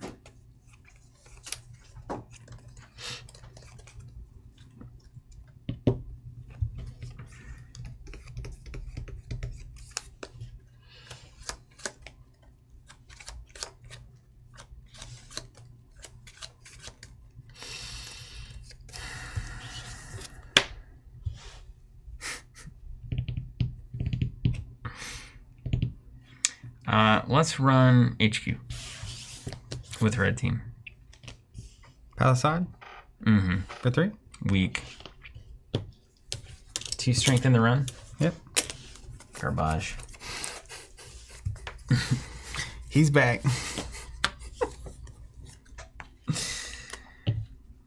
Sitting over there on 6 credits, huh? Mm-hmm. This is the dad, though. Yeah, that's a good one right there. Oh, come on. Fall for my trap. Looks like he spent his credits on red team.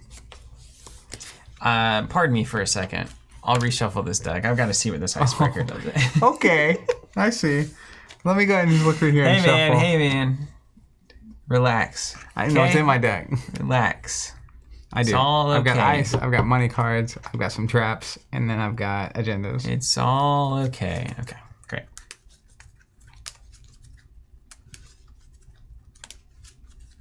Everything's fine. Everything's just fine. Mm-hmm.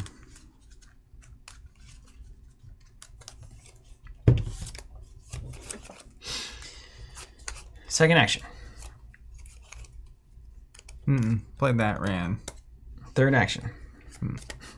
See, he needs click trackers. Yeah. Not this guy. We're gonna draw, and then we're gonna red team over to your archives to gain 3. Yeah, you got it. Which is the worst use of that card. Start my turn. I got to draw.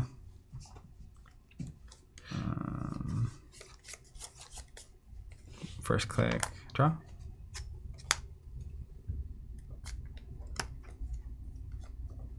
Second click, install. Oh, here we go. Third click, install. Mm-hmm. Having a good time.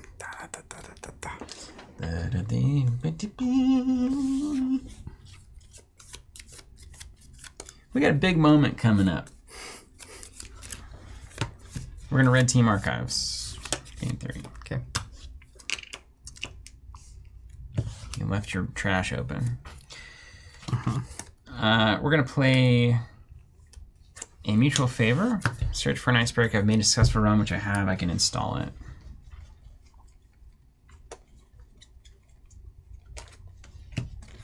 Install that cleaver for 3. Cleaver for 3-ver.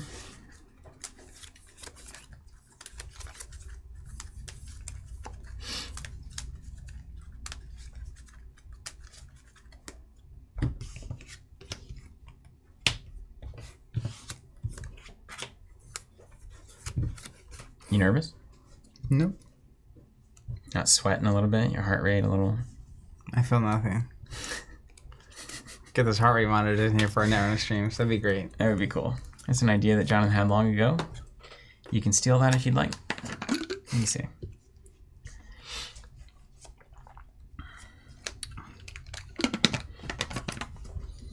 We'll just check real quick. See how I'm feeling.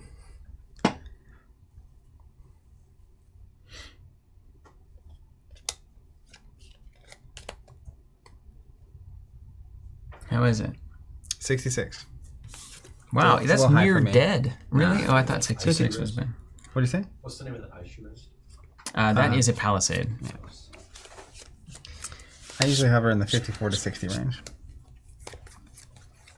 All right, third click, we're going to... That's right, Richard. Saying he feels nothing. He was made in the lab. Hass-Bioroid. We're going to jailbreak Palisade. What's that mean? If successful, draw a card, and when you breach the attack server, access one additional card. So it is a barrier. I've got a barrier breaker. I'm at 3 strength. It's at 2 strength. I can pay 1 to break up to 2 subroutines, which I will do. Then if successful, we'll trigger. I'll draw a card. And then the breach, I'm going to access 1 additional card. Okay. I'm going to access this one first. Okay. Which is not a big deal. And this one second, which is a 3-cost agenda. What's it say? It is send a message, which I am now sending to you, in fact. Hair bun. What does it say though? Oh, it says when this agenda is scored or stolen, you may res 1 installed piece of ice ignoring all costs. Well, that's good. I'll remove the surprise. Brand 1.0. Trevor Barrio's on the case there. Oh man, that's devastating that you got to do that. Yeah, thanks. You got 3 points though. But if I had just run R&D first, you think you have res it? Run here? Mm-hmm. No. Yeah, but now it's just sitting there. That makes me feel good. And then I get an ability from Zahya here. Whenever a run on HQ or R&D ends, gain 1 for each time you accessed a card during that run. So I gain 2 cards. 2 cards. Pretty good. Bazinga. Don't like handing a 3 over so quick.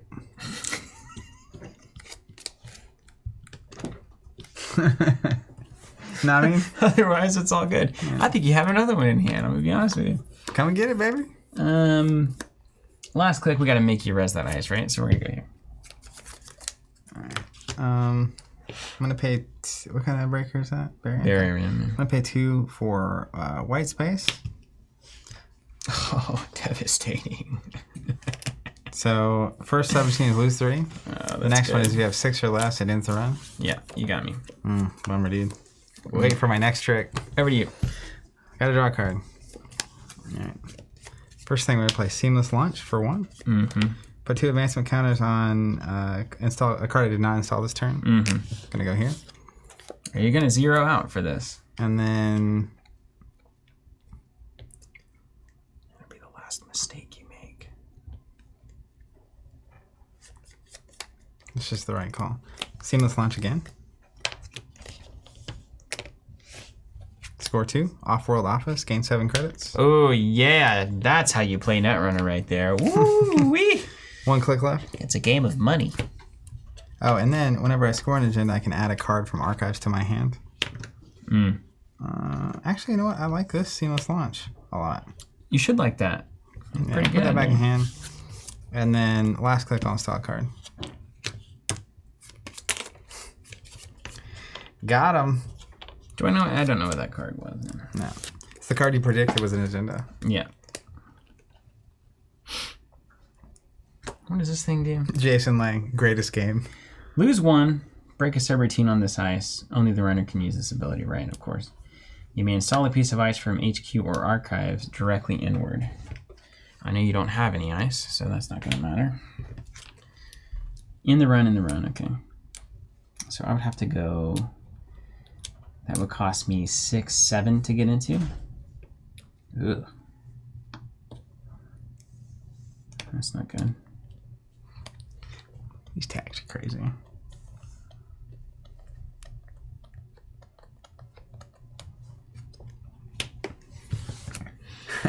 PMK, the seamless train is chef's kiss. Seamless, get a seamless back when I score it. Let's just keep on rolling. This guy runs projects. This guy's managed a project or 2 in his day. Look at that Seamless Launch. The crowd loves it. Okay. Vaughn saying he's about to go play his local brewery. Sounds like a good time. I need money. Yep. You can click twice for 6. You're in the game.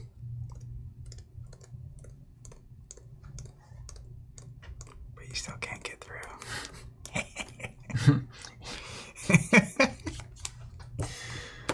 Oh, man. It's just about whether or not that's an agenda. And I said it was. You predicted it was. Do I believe myself?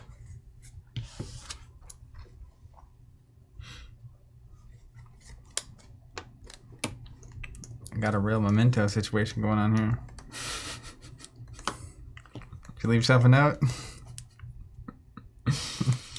But if it's not an agenda, what's the worst that can happen, right? Probably that you just waste all your cards and resources, and then you're starting at kind of zero. Was it worth the 3 points? It's. Do you want to plan for the future, or do you want to get into it? You're at 3 points, so even if you score another 2 here, Currently, you're on game point at that point for the rest of the game. I'm gonna red team R&D. I'm gonna click 2 times on the in the run so you can install a piece of ice from HQ or archives. I won't. I'm gonna access the top card. It's good for you. Then I'm gonna gain 3 from red team, and I'm gonna gain 1 from Zahya. So I'm gonna go up to 5. 1 click remains.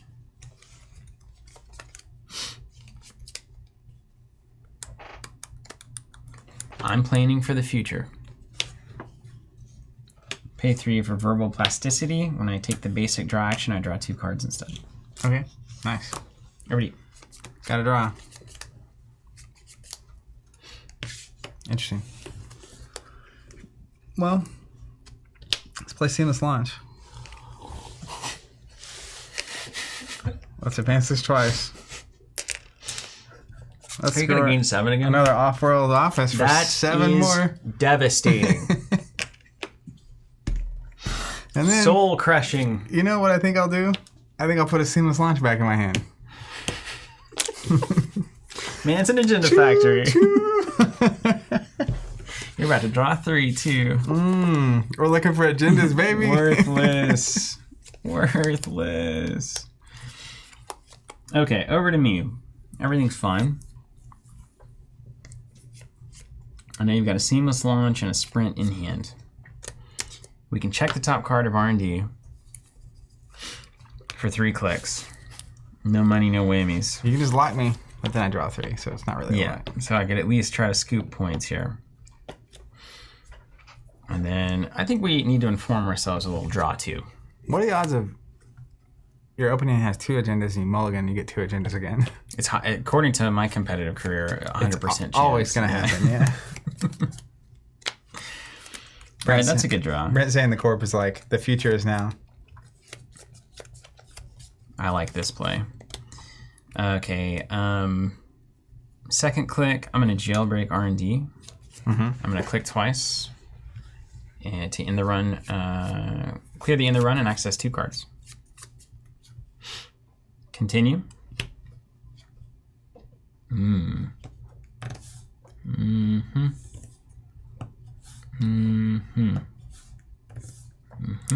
There's nothing like this game. Like, I don't know what you're looking at right now. I'm trashing it. It was a Nico campaign. That's right. Ooh, he does not like the econ. This goes back on top. Yeah. And then I gain 2 money from Zahya's ability. Over me? Yeah. Draw? Oh, I need to draw a card as well. Successful run. Click 1. We're going to sprint. Draw 3. And shuffle 2 back into my deck.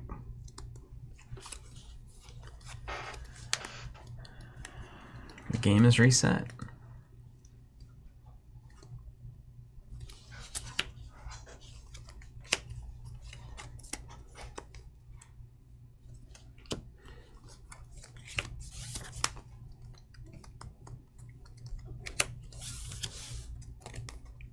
Shuffle these back in.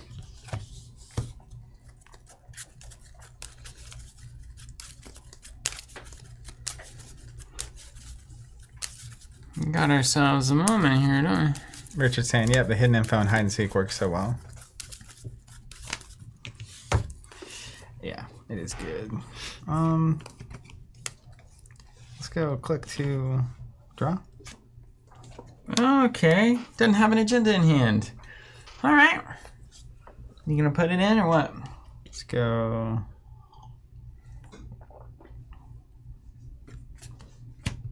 Pay 1 here. Can't let you lock me.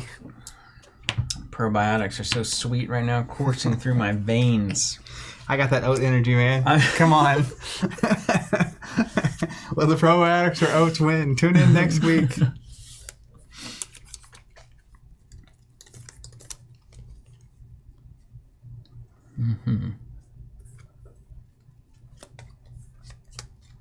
Let's kick things off with a Wildcat Strike. Let me draw 4 or gain 6 money. Your choice. Cards in? 4.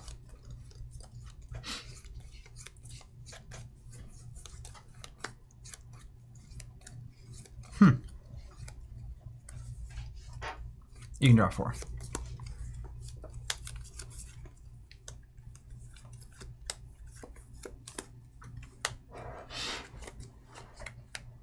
We love it. Next week, Haas launches probiotic oats. Why not both? I'm gonna stick these down here. Can you see this? No. You can probably see them here. Yeah, there you go.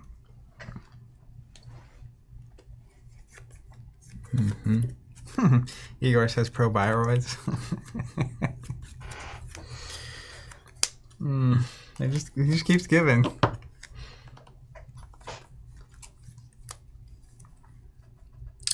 Alright, let's do second action. I'm going to cash in on archives there with the red team. Game 3. Does the Brain 1.0 install it face down? It does, right? Yeah. Okay. Yeah. How many clicks have you used? 2. Wildcat Strike, run archives. Third action Mayfly.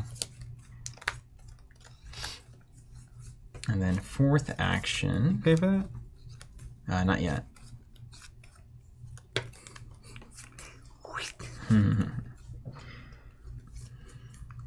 Fourth action, big questions here. You can feel the tension in the air. Oh, I don't feel anything. It's because you're losing. We just get it over with here? I think that might actually be the right answer. I think it's the right answer.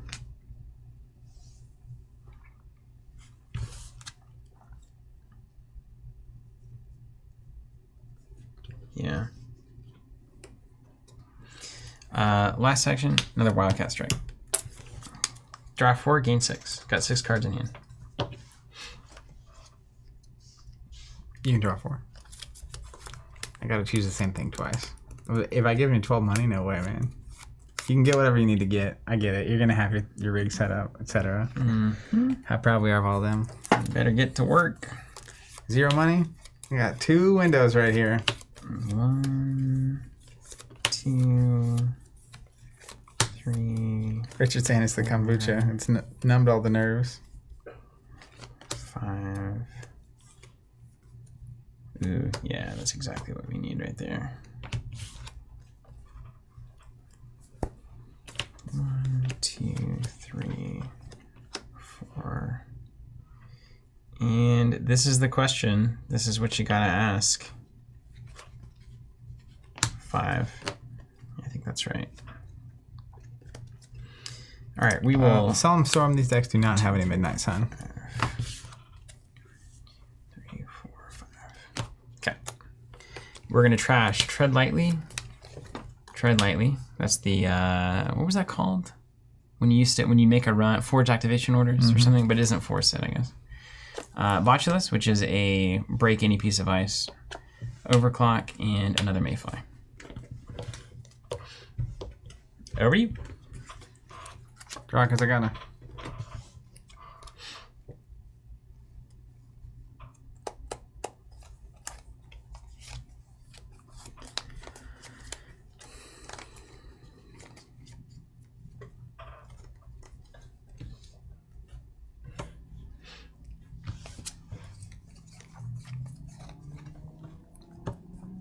Let's draw. We just call you the Undertaker. He's digging for agendas. And look at old Zahya over here. Just taking it easy. No big deal. No money? Who needs money? We're Timmy Wong, man.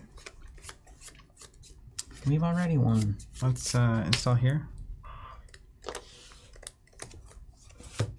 Install here. Oh, really? Mm-hmm. How many efficient seamless launch? One seamless launch in the discard pile. You saw me put one back earlier, but then I shuffled 2 cards in, so who knows? There's 3 in the deck. So in a perfect world, you could seamless launch, install, score 5 or score 3, and win the game. Mm-hmm. I think we just have to assume you're not doing that. Otherwise, you already lost. I could get in there. Yeah, if you get in there and it's nothing, Burger. Yeah, it's a problem. Brack saying, do you guys buy/print through drive-through cards? I have no idea where we ordered from. I think it was, I don't know. There was a link, I clicked it. Yeah. Gave him the credit card, didn't think about it. First action. Let's do Smartware Distributor. What's that do? I'll just wait for it to show. It's a drip icon. Second action, credit. Third action, telework contract. Fourth action, click for 3. Mm-hmm. Okay, so this has 3 boops on it. And I can take an action to take 3, and this is going to drip me 1 at the start of my turn. All right, mine? Yep. Draw because I got it.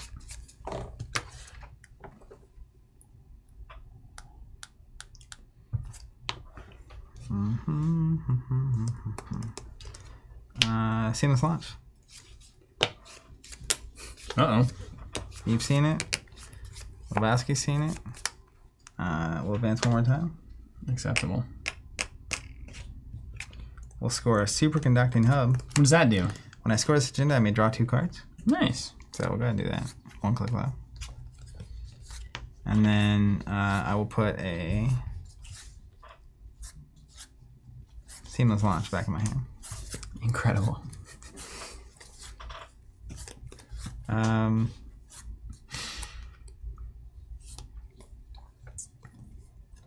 then we'll play a hedge fund. Ah.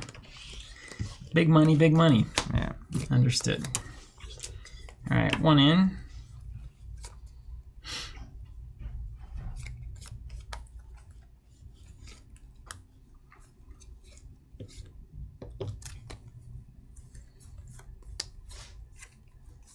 Click for 3 off of the telework contract. First click. Dan saying he loves these tokens. Yeah, I'm a big fan. The classics. He's got the money.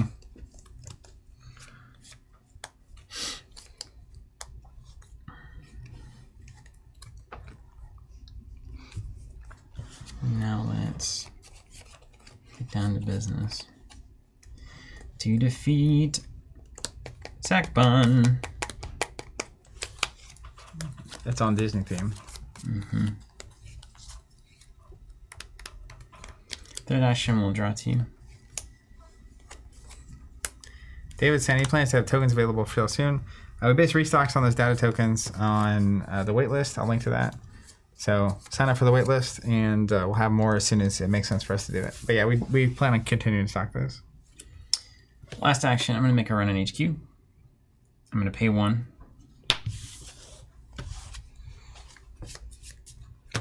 Access this card. A seamless launch. Gain 1 back for Zahya. Over to you. Draw because I got it. Hedge fund. He's rich. Get me my monocle. Pay 2 here. Mm-hmm. And then stall here. The question, isn't it? You gotta do it, right? You gotta go. Yeah. You gotta go. It's not an agenda that it can't be. You know I've got a seamless. Yeah. So I have to honor it. I do, unfortunately, have to honor it. I'm as disappointed as you are. Yeah, I started out real hot here. All right, start my turn. Grab this here. First action, let's play a short gamble. Second action, install Unity. Third action, let's click for 3. Frank, see you later, saying, Drat, my phone battery's at 1%. Gotta go. He lives on the wild side. Mm-hmm. He lives like I play Netrunner. And then, last action, let's overclock. 5 to spend.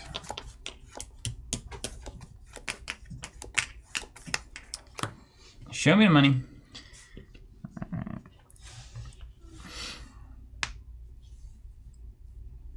So you have barrier, code gate, and then 1 sentry breaker. 1 opportunity. How many clicks you got? I have no clicks. If you had 1 shot.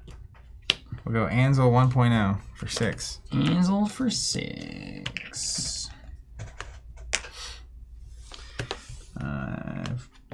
It's a sentry with subroutines, trash, a card, install a card from HQ Archives, and then you can't steal trash corp cards for the remainder of the turn. I don't think there's anything good over there. You can install an Eco campaign for free. That's fine. Yeah, I don't really want that. Paul H. Steven is a last action hero. I caught you 6. I think I only had 15. Yeah, this should be gone. It's fine. Math. Hey. You, Mr. Click. Mr. Click. Can you imagine? I just kept 5 extra. Yeah. All right, so 3 to get strength and Mayfly. Mm-hmm. And then I'll break 3. 1, 2, 3. Okay. Next. Let's just go Ansel. Another? Another. You got 3. Okay.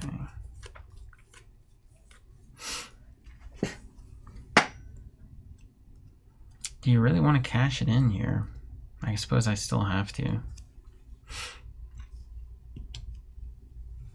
So this is going to be get to 4, I'm at 1, so it cost me 3, it cost me 6 to break all of that. And then I could technically, is this one where if the runner loses 3, do I have to have 3 to lose, or did they change that rule? I don't know. Old rules would have said if you don't have 3, you don't lose any. You don't lose any, yeah. They may have changed that. I suppose we'll have to find out. Thanks, Hammond. We caught it. If we need to, I do need to know how that works. Otherwise, I'll just need to give you an install here. Which would be a bummer. Hammond said, I think you only paid a single credit for that install. Oh, right, you already saw that. So you lose what you have. Okay. So we are going to go from 1 strength to 1, 2, 3. So that's going to cost me 3 credits. So I'm going to pay 3 and get 2. Then I will break trash and installed card, and I will break cannot steal or trash corp cards. And you can install 1 card from HQ Archives.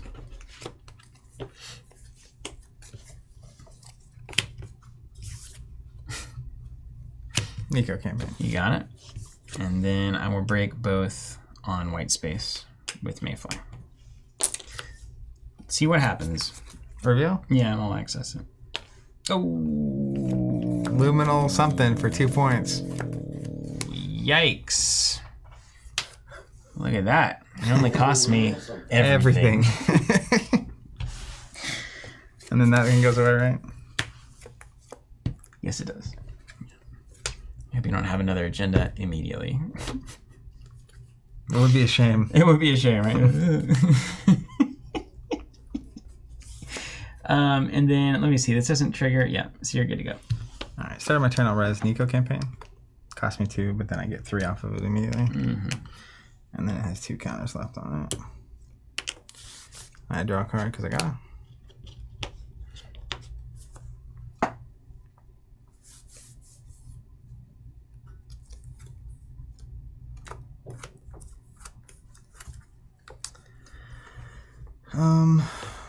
Let's play Sprint. You're very aptly named card for this moment.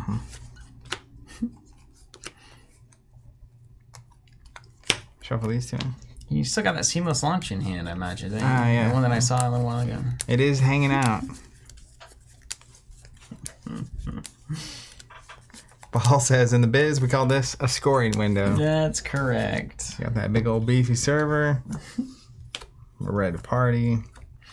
Let's install a card here. And we'll install a card here. Well, I'll be if that isn't the thing that ends the run. I'll be. Not that I think you can get in, but I just want an insurance policy. All right, let's see. You got 4 credits over there, so you're gonna get some off of the Nico. This could be a problem. Tell me more. David Rodriguez, what's up? Saying I missed this. Jason saying still a tie score. Anybody's game. He gets that. I mean, I have to YOLO R&D here. You do, just a one of. But what if I'm messing with you here? I didn't. I just shuffled 2 back in. Yeah, I think you got it. So we'll make a little bit of money. We're really gonna have to look for multi-access here. I've got.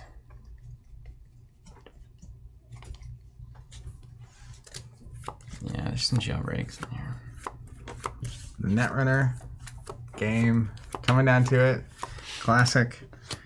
If you can get in here, it's that YOLO chance.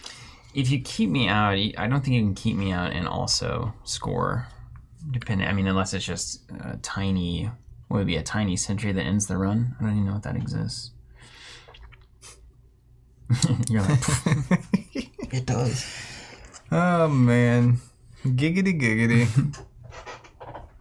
So it's fun not actually knowing what all the cards are. And we have to be able to click through that barrier, I think. Unless we just hope to hit an overload. Which you don't. Jacob, I understand where you're coming from. I just don't agree. Saying this is where the pinhole threading would be great. I don't think so. But like spending a card and a money. To see that it's an agenda? It's like it doesn't. I already know it's an agenda. Yeah, and if it's not an agenda, then you don't lose anyway. Yeah, great. Yeah. I have no intention of running there either direction, yeah? It's a problem with expose, ultimately, right? Yeah, a card we thought was great, and then we realized that it's not as great if you know what you're doing. I remember that was a big discussion early on. Mm-hmm. It's like, well, why don't you just go find out? Yeah. So if it is a decoder, I still need as much money going in as I can get. And decoder? Yeah, so if it's a code gate, basically I can take 3 and run at 4 and hope that Unity can get through whatever you've got there. I can use verbal plasticity to draw 2 cards, hope that one of them is an overload or multi-access. That's true. Paul saying you could use the pinhole to trash the upgrade if it is the one that actually stops the run. And then if you had the resources to make the run, now you actually have a way in. Could do it. Could do it. Yeah, one shot on R&D here, man.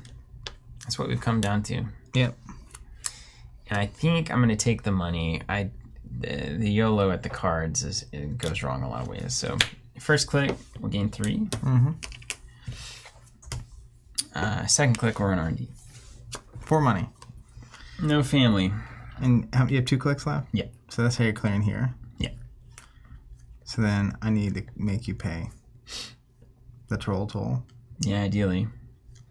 Hopefully it costs you 2 or 3 or more to res. We'll res a white space. Oh, there's the perfect amount. There's the perfect card. Pretty good. No strength though. You can just poke on through. Yeah. What were you gonna do with that money anyway? This. It just means you can still score if there's not one on top. Unless it's just one of those ones. I think it could be a 1, right? It could be a 1. I appreciate the optimism. It could be a 1, right? Jason says needs stim hack. Yeah, because you're about to get a Nico. That's right. You still got the Nico campaign. Okay, so I don't want to lose 2, so I'll pay 1 to break that with Unity. And then if I have 6 or less, I end the run. I don't want that to happen either, so I'll break that. Yeah, seems and good. I'll click twice. Bum ba-da-dum ba-da-dum ba-da-dum bum ba-da-dum ba-da-dum. Ready? Feels like Mason Hans all over again. It stays. Gain 1. Pass to you. That's for the heart rate monitor. That good to see. Mine? Yeah. I'm gonna go ahead and gain 3 money, because why not? Let me see what these 2 cards were, if that would have been the right decision. I made the right decision. Right. First action, seamless launch. You know, you're just so good at those launches. I'm telling you, I'm a launching man. We'll put 2 here. It's not even an agenda. Second action, seamless launch. Some people are just built different, you know? We're going to go ahead and get another off-world office. Those score and make money are brutal. 2 points. And the steal 7 you get credits. money, also brutal. I'll get the seamless launch back. Oh, it's so brutal all around. Great game. The net run. You did a great job. Thank you. That was very Thank you. impressive. I mean, I played cards. I just dealt the best I could. I did have so I had the 3-pointer. Oh, some of those are mine. Yeah. I had the 3-pointer and one of these in my opening hand. I also had hedge fund, the 2 pieces of ice I installed, and one of those cards that I kept playing. The launch. The seamless, yeah. Seamless launch. So it was a little scary because I put these down. It's like, well, if you just have a barrier breaker, you could easily just snipe these really quick. And you ended up sniping this one. Yeah. And that's the one I kept around in hand because I installed this one. Yeah. Because my thinking was just, if the worst happens, you get it, I at least get 6 free. Yeah, totally. That was it. It was hard to recover from that free res. Just 6 free money Just like a that beefy. was very tough. Beefy.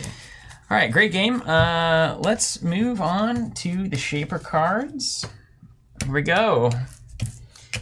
Picking up, now remember, whenever you, what was the, oh wait, I think I have this, I might have this. P? Okay, let's go back. Yeah, Look at me. Neutral. I've got a console of my own. Okay, remember, the first time You're the runner you now. run, you add a charge counter. Okay. Keep that in mind as we move through these. We'll move through these pretty quick here. We've got Deep Dive, play only if you made it successful. I like the kind of divey ship theme. That's really cool. You like diving in water? I like water. 2 cost. Play only if you made a successful run on a central. All 3 centrals. Wow. That's got to be crazy. The corp must set aside the top 8 cards of R&D face up. Access one of those cards. You may spend a click to access another one of those cards. Then the corp shuffles the set aside cards into R&D. Wow. So run. Play Deep Dive is a 4-click turn. Yeah. So you get to access one of their top 8 cards, which has got to be an agenda. Then if you find a way to get extra clicks, which Shaper is known to do, you can continually do that. That's a great... Yeah. That's a great moment. Deep Dive for 2 is pretty wild. These run every server cards, though, are extremely hard to play. Yeah.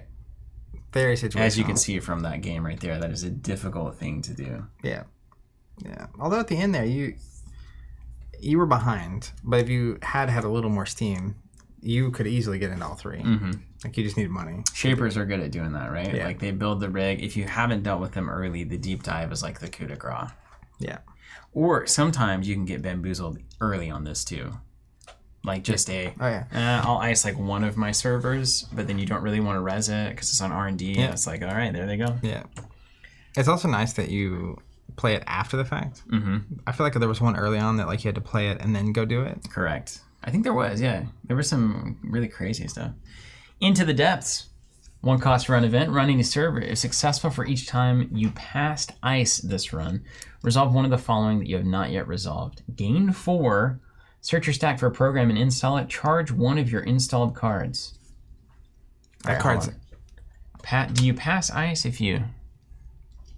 You do. You pass ice every time. Yeah. It's not even like bypass. It's like pass So it. you run a server with 3 pieces of ice. You're going and you get through. You get like you did here.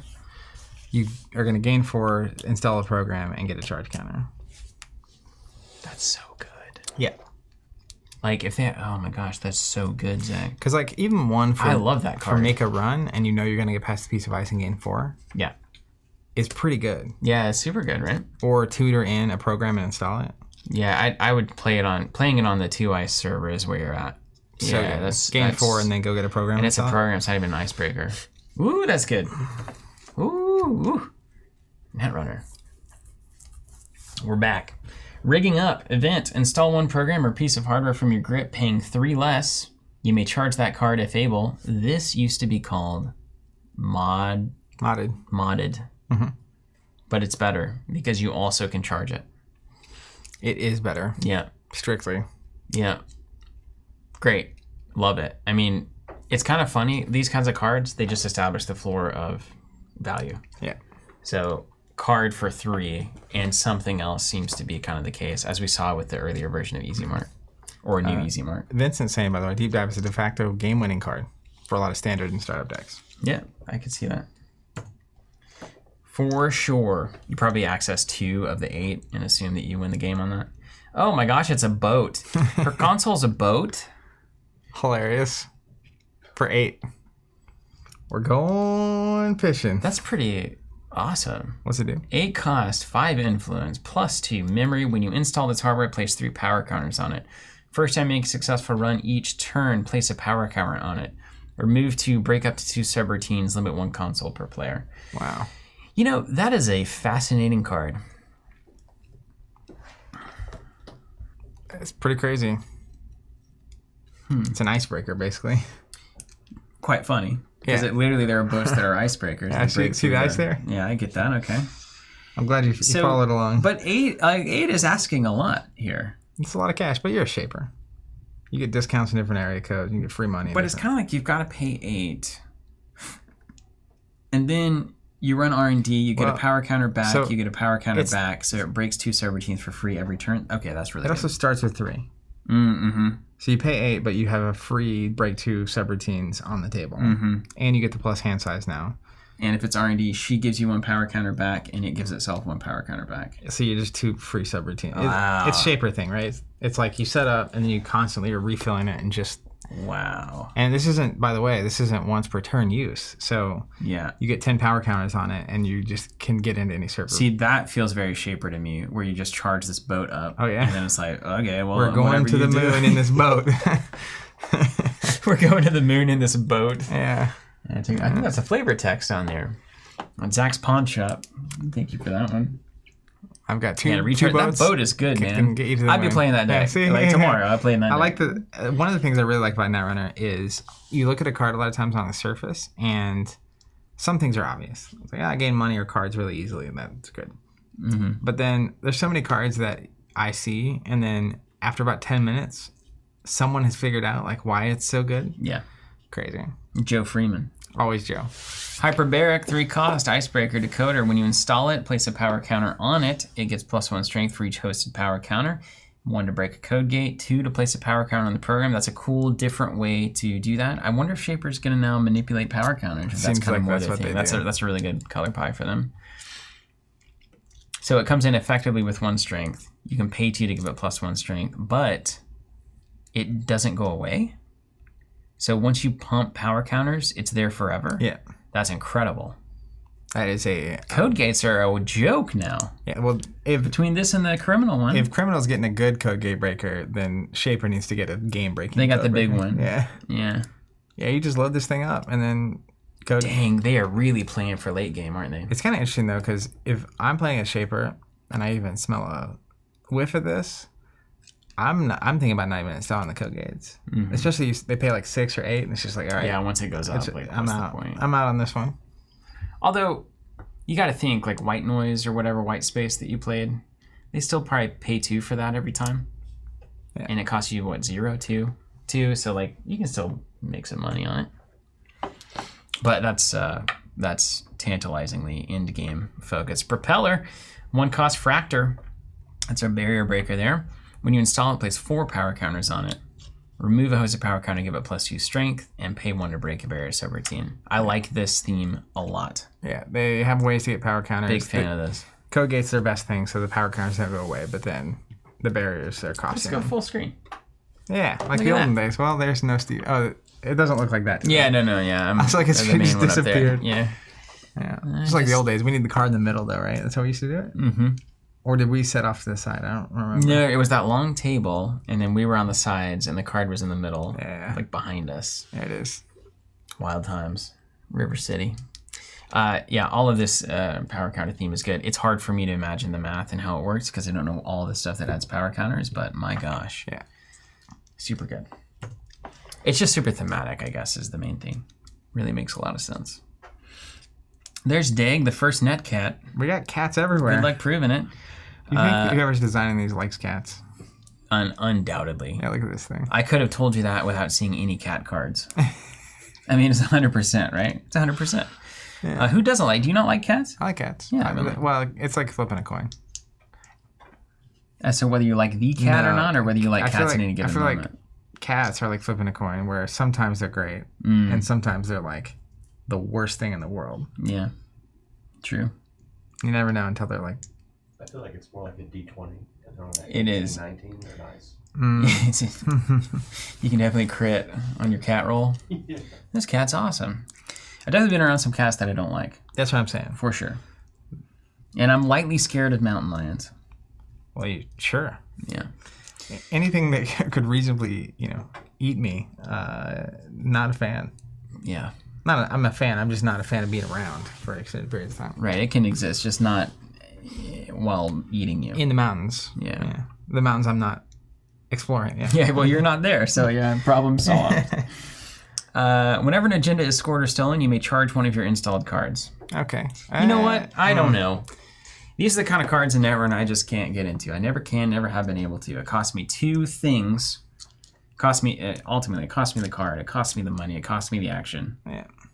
I've got to get a lot of power counters out of this, and it could be that... If you see it earlier, this is worth what? 4 to 6 power counters? Yeah, but you got to have a card out that needs a power counter. So that's kind of all what I'm saying. Though. It's like, even if you see this early, with a card that needs a power counter, I'd maybe play it at 0. You're still only going to get 4 to 6 power counters out of that. Yeah. It's asking a lot. And especially, I guess it depends. If the meta is in a place where they're playing a lot of 1s, I could see this coming in as a meta call. But if we're on 2s and 3s, Yeah, I agree with that. As someone who does not participate in the competitive Netrunner scene at all, it's right. You're right back in it. I definitely understand how to value these cards. Environmental testing, 3 cost resource. When you install a program or a piece of hardware, place a power counter on this resource. When there are 4 or more on it, trash it for 9. So it's a 3 for 9. Let's see, we pay 3, we pay the click. Do we want to factor the card? Let's factor the card because we can always click for credits. That's 5 for 9. That's a net 4. That's kind of right on curve. It's asking you to do something you're doing anyway. Yeah, just slow. Reasonable. I don't know. Would I've gone... And you can always give it a free from the ability. That kind of increases your efficiency with this. I like that actually. I like that a lot. That's good. That's a good card. Numbers make sense. Also worth noting, Jason saying cheap enough to pawn shop. Oh, there it is. Which is notable. Added value. And then PMK, it's both virtual and companion, and those keywords do have synergy with other cards. Okay. So I'm with it. Makes total sense. Stone Ship Chart Room, 0 cost location. You can trash it to draw 2. You can trash it to charge an installed card. Very kind of universally useful. It is nice because it's always a generic card filter situation. But true. It also is an instant don't die to a meat damage situation, right? I think so. I think you can trash and respond. Yeah, in an action window or whatever the Netrunner calls it. That is nice. It nets you 0 cards, effectively. It's a card and a click for 2 cards. Yeah. That click could have just drawn something else, and that could be something else. But it also has the option to charge in a pinch, which is notable for your boat and for some of your icebreakers. Or it can just draw itself out of the room. I like that. I like that a lot. Come around.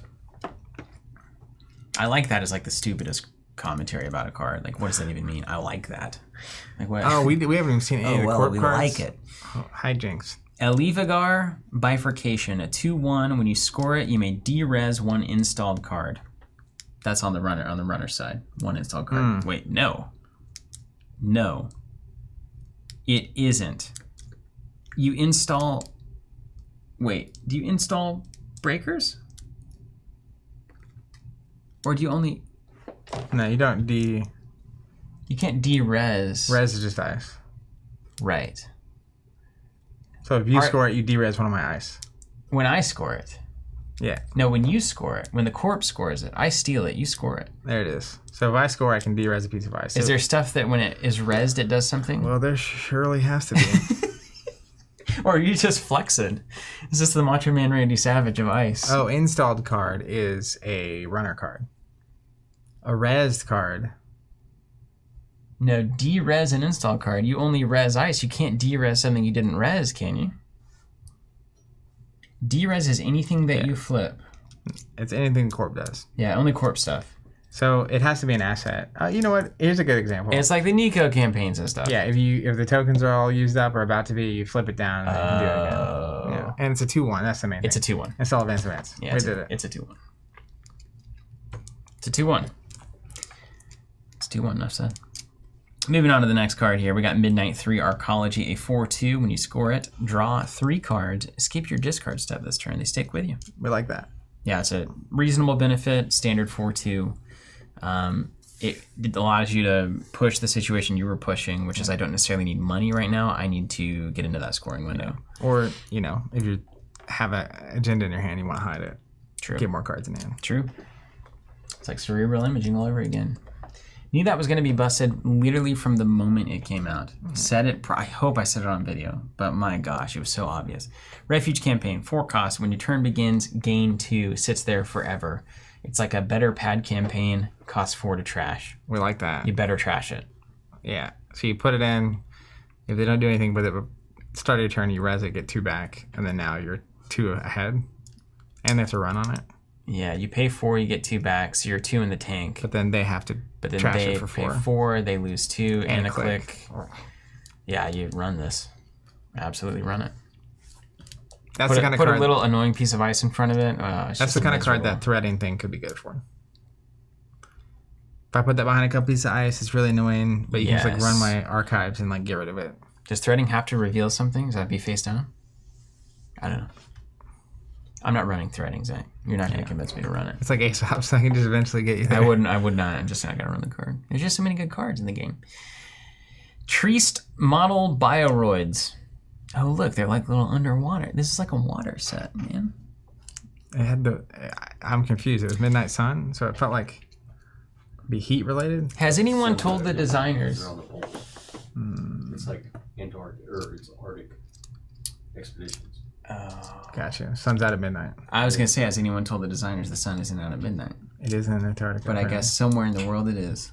June knows what she's doing. All right. When you res this asset, choose one. Oh, this is designed by 2019 World Champion Oliver Sika. Pinsai? Pinsy? Pinsai? Sika. Well, congrats, Oliver. That's crazy. When you res it, choose a res piece of Bioroid ice. Runner card abilities cannot break subroutines on the chosen ice. That could be devastating. So you can only get through it with clicks. That could still be devastating. Absolutely. Very cool. Faceplant to that Ansel that I had out earlier. And I'm like, oh, you know what? I'm going to res this. That's so good. You don't have any clicks left? That's a shame. Yeah, that's awesome. Cool design. That's a cool design. Love that. Very cool design. Pencil. Okay, Echo. 2 cost, 0 to res barrier. Whenever you res a piece of harmonic ice, place a power counter on this ice. Also, someone's saying that's a card you can res and de-res because it only affects when you res. Right. Of course. This ice gains in the run for each hosted power counter. So you have to have resed. You have to res this, and it does. Wait, does it count itself? It probably counts itself. Yeah. So it gains 1 in the run. 0 strength, 1 in there. Oh, this is so good early. It's so good early game ice, and then it can scale up. Yeah, and that art's really cool. It's like classic Netrunner to me. I would so fall for this theme. Just all harmonic ice. Back to that sound of the wind. Yeah. Color of the mountain thing. This sound has a lot of color in it. You know what I mean? This is the point. Is the wind the idea of sounds having color? Sound has no color. Yeah, I can play you some sounds and you would feel colors. You want to hear red real quick? Hey man, I could play you some sounds and you would feel colors. Okay. You know that? Bruce Springsteen. I fell for Next Ice in a big way, so I think I would do the same for Harmonic Ice. What's the Next Ice? You remember that? You remember Next? You remember that whole thing and you started with him and it was like, I'm awesome. And then it was like, but I'm not somehow. It's a shark. Hikari 1.0. Barrier, Bioroid, AP. 4 strength. When you res it during a run against the server, you may de-res another installed card. If you do, the runner cannot use paid abilities printed on Bioroid Ice for the remainder of the turn, which means if you do that and you res that little aquatic Bioroid, they can't do anything. They're done. Lose a click to break. Core damage in the run. 1 core damage in the run. Get out of Funky Town. That's a really good early game piece of ice, too. I like that. The art's really good so far in this set. It actually, is markedly good. It's like has a very nice theme to it. I like the unification of the theme. Yeah. What else we got here? We got Wave. Oh, this set is doing it for me, man. Do you think it's like a water wave or like a sound wave?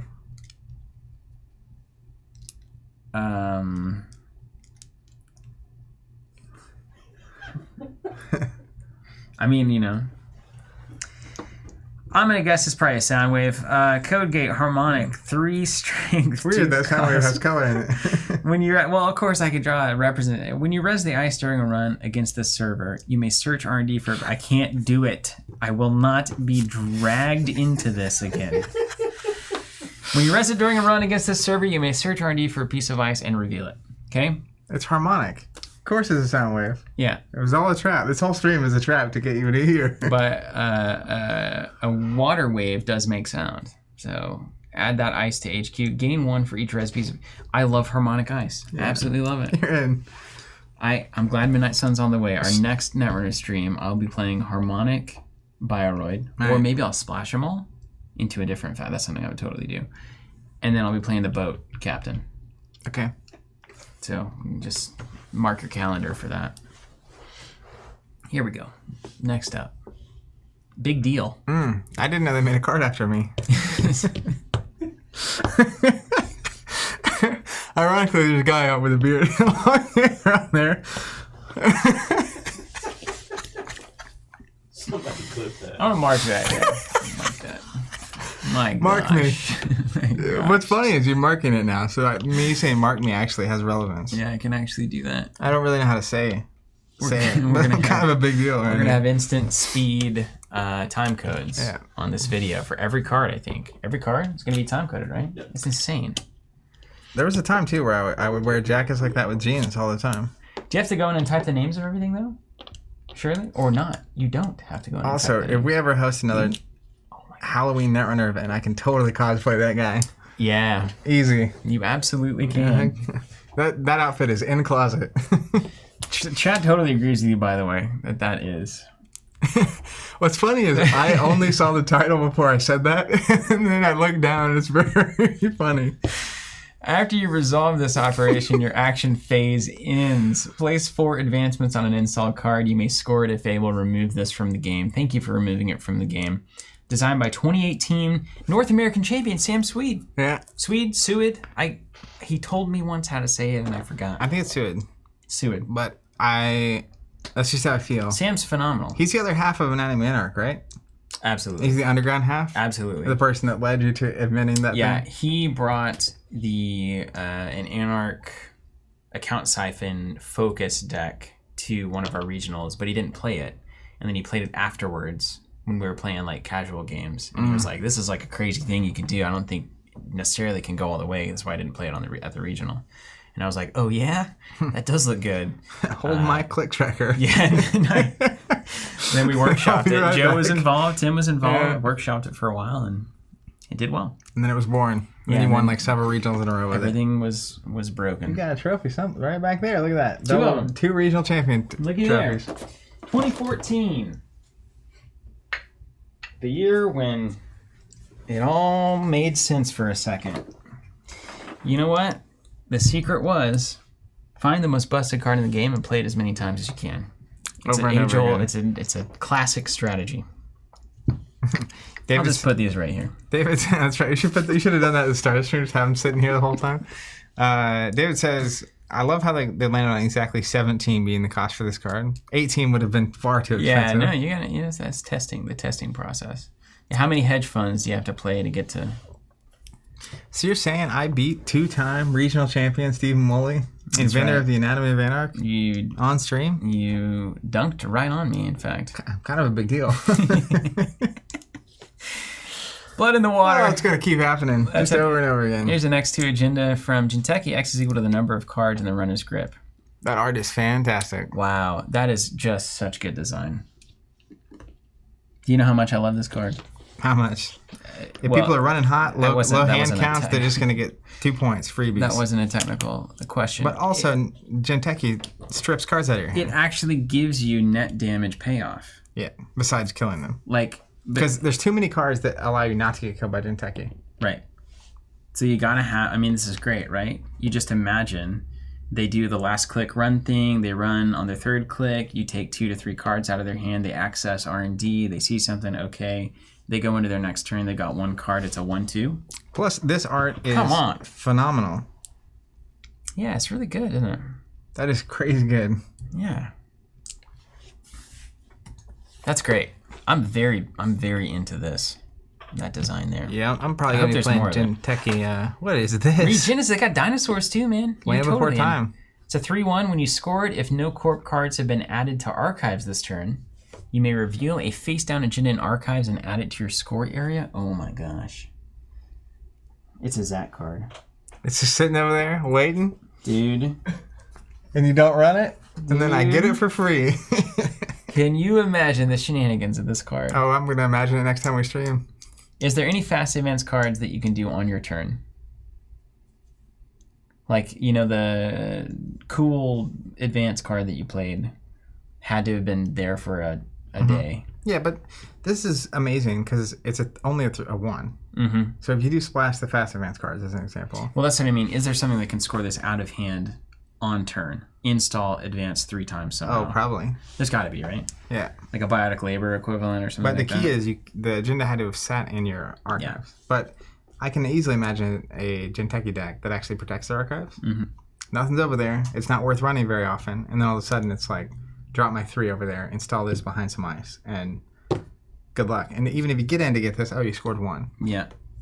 Fine. But then you gotta watch out because baby's in the archives over there. So be careful. You can't play an advance card because it goes to archives. Oh, there's no Sand in this one? Not yet, at least. You mean the most busted card in the history of Netrunner? I was literally playing NBN and smashing account siphon over and over when I won both of these regionals. Oh yeah, I mean you're not an idiot. Wow, high praise. Bladderwort, 1 cost. Asset, when your turn begins, gain 1. If you have 4 or less, do 1 net damage. Ooh. Oh, yeah. That's so good. Yeah, dude, this is the Jinteki we've all been waiting for. That's so good. This is a fair... PMK says Sand's still around. Okay, we had a chance to fix this. What are we doing over there? Is Desperado still here too? Oh, you know it is. Ooh. How about a Moon Pool? 3 costs. A lot of water in this set, man. Mm-hmm. Remove this asset from the game. Trash up to 2 cards from HQ. Reveal up to 2 face-down cards in archives. And shuffle them into R&D. For each agenda revealed this way, you may place 1 advancement counter on an installed card. Designed by the Borealis playtesters. That's kind of a cool shout-out. This is how you fix the 3-pointer I put in archives that you don't didn't work, and now we're going to get it Now back. We're going to fix it and make something else. They're just daring us to play this game poorly. Yeah, definitely. And I love it. That's why I play Netrunner now. Yeah, we're going to have a wild one next time we meet for Netrunner. I think we found exactly what we're going to play next time. Anemone, 3 costs, 2 strength. Man, they're just playing small ball. Aren't they? Jinteki, just small ball Jinteki's back. When you res this ice during a run against the server, you may trash 1 card from HQ to do 2 net damage, do 1 net damage. Dog. Oh my gosh. Dog. You run last click, you do not run last click against Jinteki. Put that 3 in there. That 3 is going over, and we're going to score town. This is Combo Central. It's going to be nasty. I can't wait. That's going to be so fun. How about Bathanamus? I just went for that word, and I think it came out correctly. Hey, sometimes if you just don't think about it, it's easier to pronounce something. That's what I have to do. Yeah. 3 cost, 1 strength. While it's protecting archives, it's +3. We got a theme. 3 net damage, 4 strength sentry on archives. About as annoying as it gets. You want to get through a 4 strength sentry to get to my archives that probably has nothing, but maybe has something? Yeah, that's really solid. Dig that. Good job. Good stuff. Love it. Are they all doing the net damage thing now? I don't know what...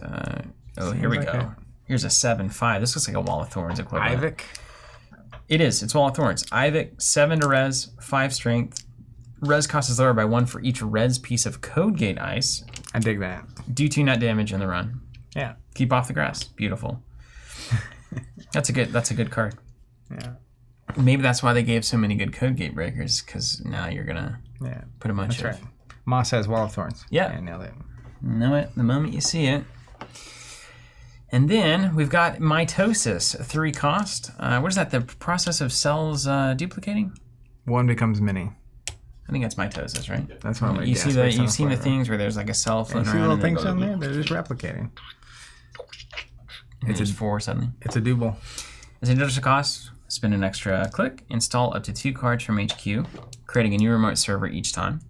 Place 2 advancement counters on each one of those cards. You cannot score or res either of those cards this turn. 50-50, one's a trap, one's a point. Let's go. These are the Jateki cards I don't like. I don't think they're bad. I just don't like them. 4 advancement's pretty good. For I guess it makes expose better. It doesn't, not the pinhole expose at least, because then it's an agenda. Well, I can't do anything with it now. Yeah, the whole shell game thing, Damon was really into that. I don't like complicated board states. I don't know. Not for me, but you know what? You know, if we have like 2 remotes, if we get to 3 remotes, it's okay. Past 3, and I can't fit that on the playmat anymore. Don't make more than a few. Once one past the playmat, that's just bad memories right there. 16 remotes and nobody cares, and the points are made up, and nothing something about matters. a stealth credit. I don't remember. 3, my virus. Ambush. While the runner is accessing this upgrade in R&D, they must reveal it. I like these cards. When the runner accesses this upgrade, you may purge virus counters. I've seen this before. If this upgrade is rezzed, do 1 net damage. Purge virus counters trash. This is a card that existed previously. It was right at the end of when I was playing. It was a neutral card, and whenever they accessed it, you could purge, and then you can install it and purge. Yeah, it's a notable card. I hated it because I was on Data Sucker Parasite and all that stuff. It's literally a virus. Cyber Security Suite?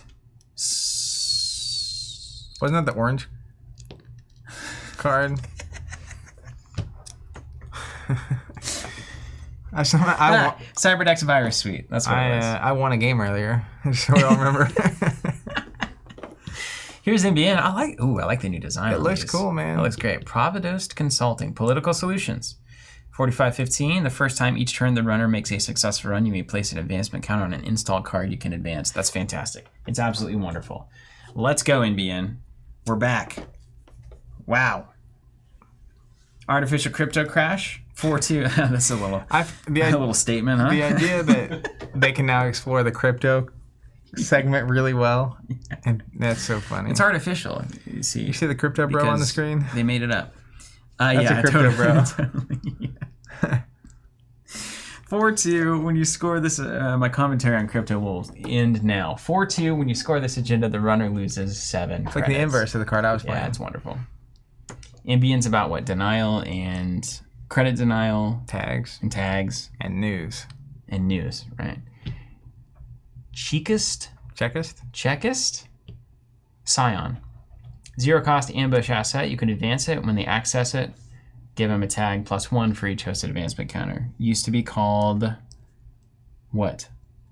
Not Red Herring, the other one. It was a person. I can't remember. Fisk. Nobody played it. Was it Fisk? No, I don't think so. Is it Fisk? Was it Fisk? Don't know. Yeah, Fisk. That's right. Laramie Fisk, I think, yeah. Drago Ivanov, an executive asset. You can advance this asset, 2 hosted advancement counters. Give the runner 1 tag. Use it only during your turn. Seems good. Wow, that's just I like the flavor text. Incredible. Tell them Drago would like a word. Designed by 2019 European champion Ron Drago. Is the middle name? Nickname? Yeah. Is that Aaron? I don't know. Drago Burn? That's great. This card's phenomenal. They were saying Fisk was the crypto bro on the card. Oh, right. It was Larry Fisk, yeah. But it was Ghost Branch. It was Ghost Branch. Thank you, chat. Nailed it. Drago is great. Advance, give him a tag. Well, it really just like install advance twice, and then like do nothing, and then you're like flip it up, give you a tag, kill you, or close your accounts, or there was something that put power counters or advancement counters earlier. Yeah. Install and put 2 on it. They whenever they make a successful run, you can advance something like this and put 2 on it and then auto res it. Yeah, we're off to the races. Anything that lets you control giving them a tag, not based on what they've done, is extremely good. Universally. Ubiquitous VIG. 1 cost asset advertisement. You can advance it, and when your turn begins, gain 1 for each hosted advancement counter. Oh, so good. They're exploring the pie really nicely. They had that card that was it Gen Techie earlier. It cost 3 and install 2 cards for 2 advancement counters on it. Yeah, it's not bad. Yeah, because you install this, then you res it, and you're getting 2 a turn until they trash it. Okay. I like that those are like those weird like metaverse hands too. Those little like VR hands. Have you played VR? Yeah, where like it shows you where the remote's at and like where your hands are and stuff. Yeah. It's like What does VIG stand for? Virtual. It's a VIG. It's like a underhand payment. Oh. Pick up a VIG. Really? That's a word? VIG? Never heard it. Oh, yeah, I'll use that on the crossword. Since I'm now like 90 years old. Mesninchest. Didn't work that time. Mesninchestvo. I'm sure that means something. 5 cost, code gate, 4 strength. You can advance it, and when they encounter it, you can remove a hosted advancement counter. If you do, they lose 3. Hey, this is a balanced toll booth. Was toll booth not balanced? Look.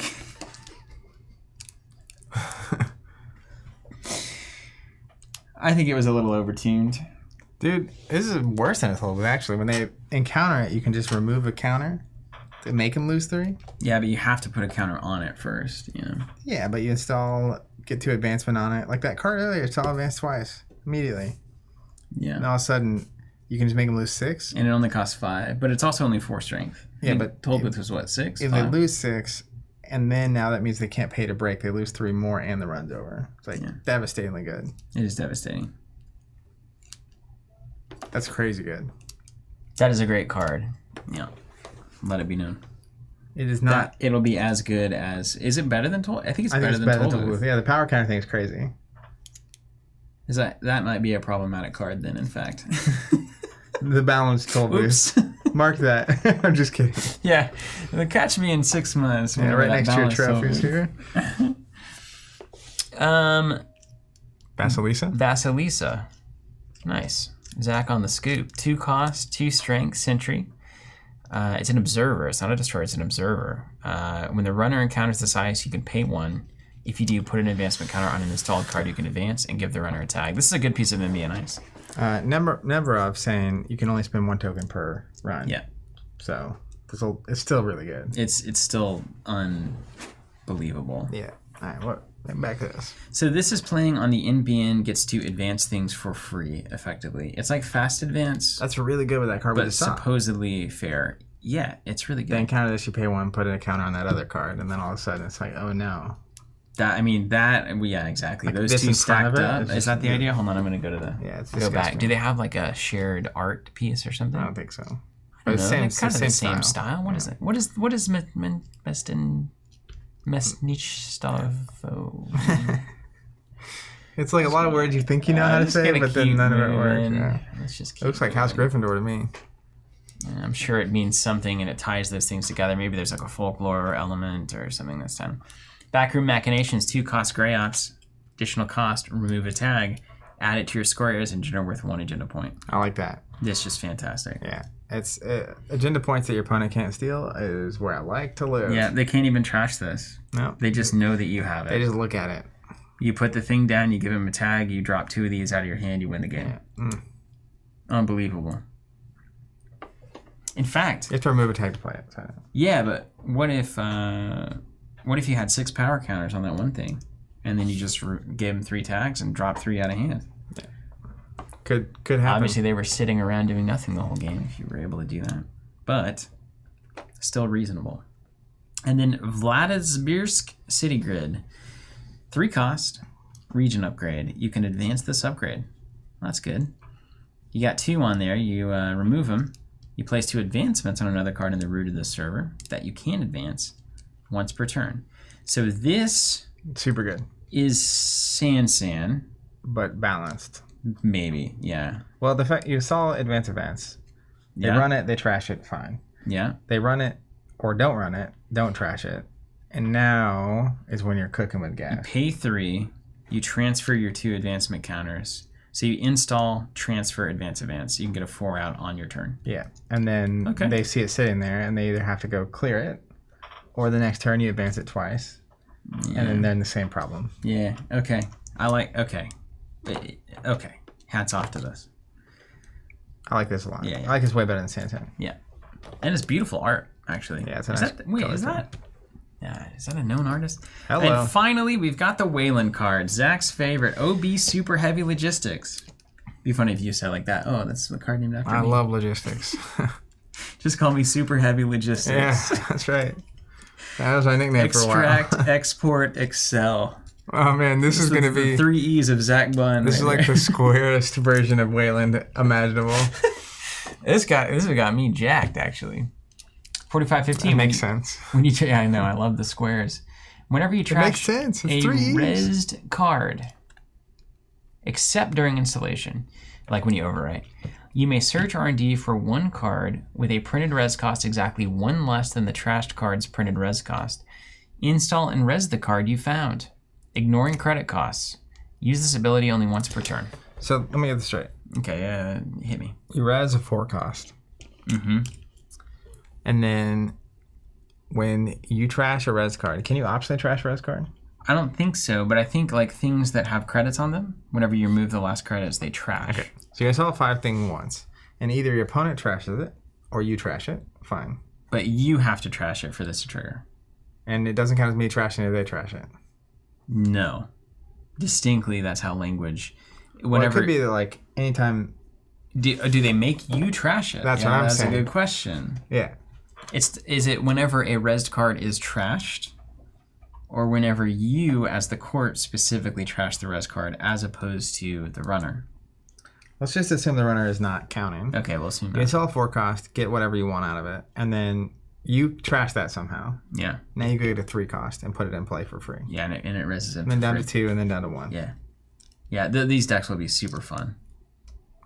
Paul's saying you need something that explicitly allows you to trash stuff, but there's a bunch of cards in the set that do it.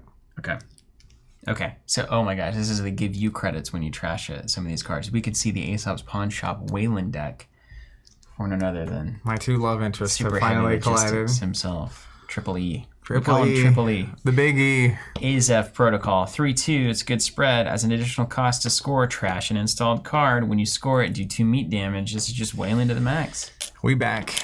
This is just Wayland. That's beautiful. Yeah, great stuff. Moving on. Sviatogor Excavator? Sviatogor. Excavator. Yeah. 0 cost. That's a weird looking thing there, isn't I'm telling you, go ahead. It kind of looks like one of those bikes downtown you see with all the people around it that are all pedaling and drinking. Those chairs on there? Yeah. What is that thing? I think it's for fishing or clearly for excavating. I don't know what they're excavating though. When your turn begins, you may trash one of your other installed cards. If you do gain 3. Dude, this is Aesop's. So it is literally Aesop's. Literally Aesop's Pawn Shop. I recant. I will not be playing Kentucky. I'll be playing Wayland. You can splash 3 big deals in there. You can splash 3 of these into anything. 3 influence. That makes all of your other installed cards way better. Like the Jinteki traps that they don't do anything about. They don't fall for it. It's like, I'll get 3 credits back. That's great. The deck is writing itself. Yeah, it's totally great. A lot of good options there. Whoo. That's cool. Envelopment. 5 cost, 5 strength barrier. That's a great spread already. When you res it, place 4 power counters. When your turn begins, remove a power counter. It gains in the run before it's printed subroutine for each hosted power. So it starts with 5, 4, 3, 2, 1. Well, the Breakdown, baby. Subroutine is Trash This Ice. Oh, right, Trash This Ice. Okay, and then you can go get a 4 and res it. But you don't trash it if the run ends, right? Before subroutine? Like if the first subroutine fires?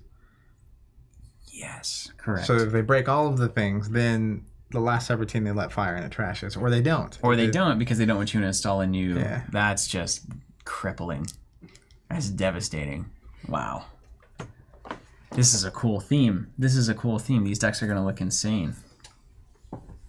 Maskirovka, 3/3 barrier, gain 2 in the run. Zach, just fan me on this one. That's like the scout fantastic of Netrunner, right? This ice is devastatingly good. There's a card in the Spoils TCG called Scout. That was his name, right? Mm-hmm.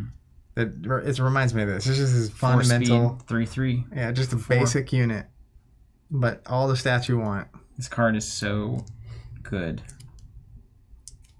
I would splash this into every deck I could. It's 3 though. Put a 3 on it for that reason.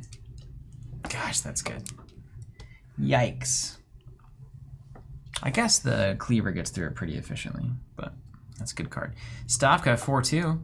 We've seen a good spread of costs that we could use here. When you res it, you may trash one of your other installed cards. If you do, it gets +5 for the remainder of the run. Trash and oh, that's so devastating. Yeah. A 7 that trashes twice. Yeah, a 7 Sentry is not easy to get around. That's like a crazy archer. I forgot about that card. I missed that guy. But hey, if they don't have any installed programs, does nothing. That's true. So just run hot. Run hard and don't look back. You install that turn 1, they just don't install anything, they run. It's like, well. Yeah, oops. Oh, thanks, Max Heal. Yeah, I caught that DJ Shadow reference. What's up? Extract, 3 costs, gain 6. You may trash one of your installed cards to gain 3. Now, come on. That's the extract portion of Extract, Excel, Invigorate, Envoy, Energize. Yeah. So it's a 3 for 9 that you also get to filter out an asset and get a different asset in play. That seems pretty good. It's pretty good. Yeah. It's conditional, though. That makes it okay. You can still 3 for 6, yeah. 4 costs for mutually assured destruction. MAD for short. As an additional cost, spend 2 as a triple. Trash any number of your resed cards. Give the runner 1 tag for each card trashed this way. 2020 Asia Pacific champion, Eric Kellback. That's crazy. I reckon this could be a game ender. I mean... Do you still Scorched Earth in this one? No idea. I think so, to an extent. Let's look at this Wayland pile. I don't remember seeing anything quite that crazy. Do you? But well, we've missed a lot of cards between System Gateway and Midnight Sun. Yeah, I don't know. That's great.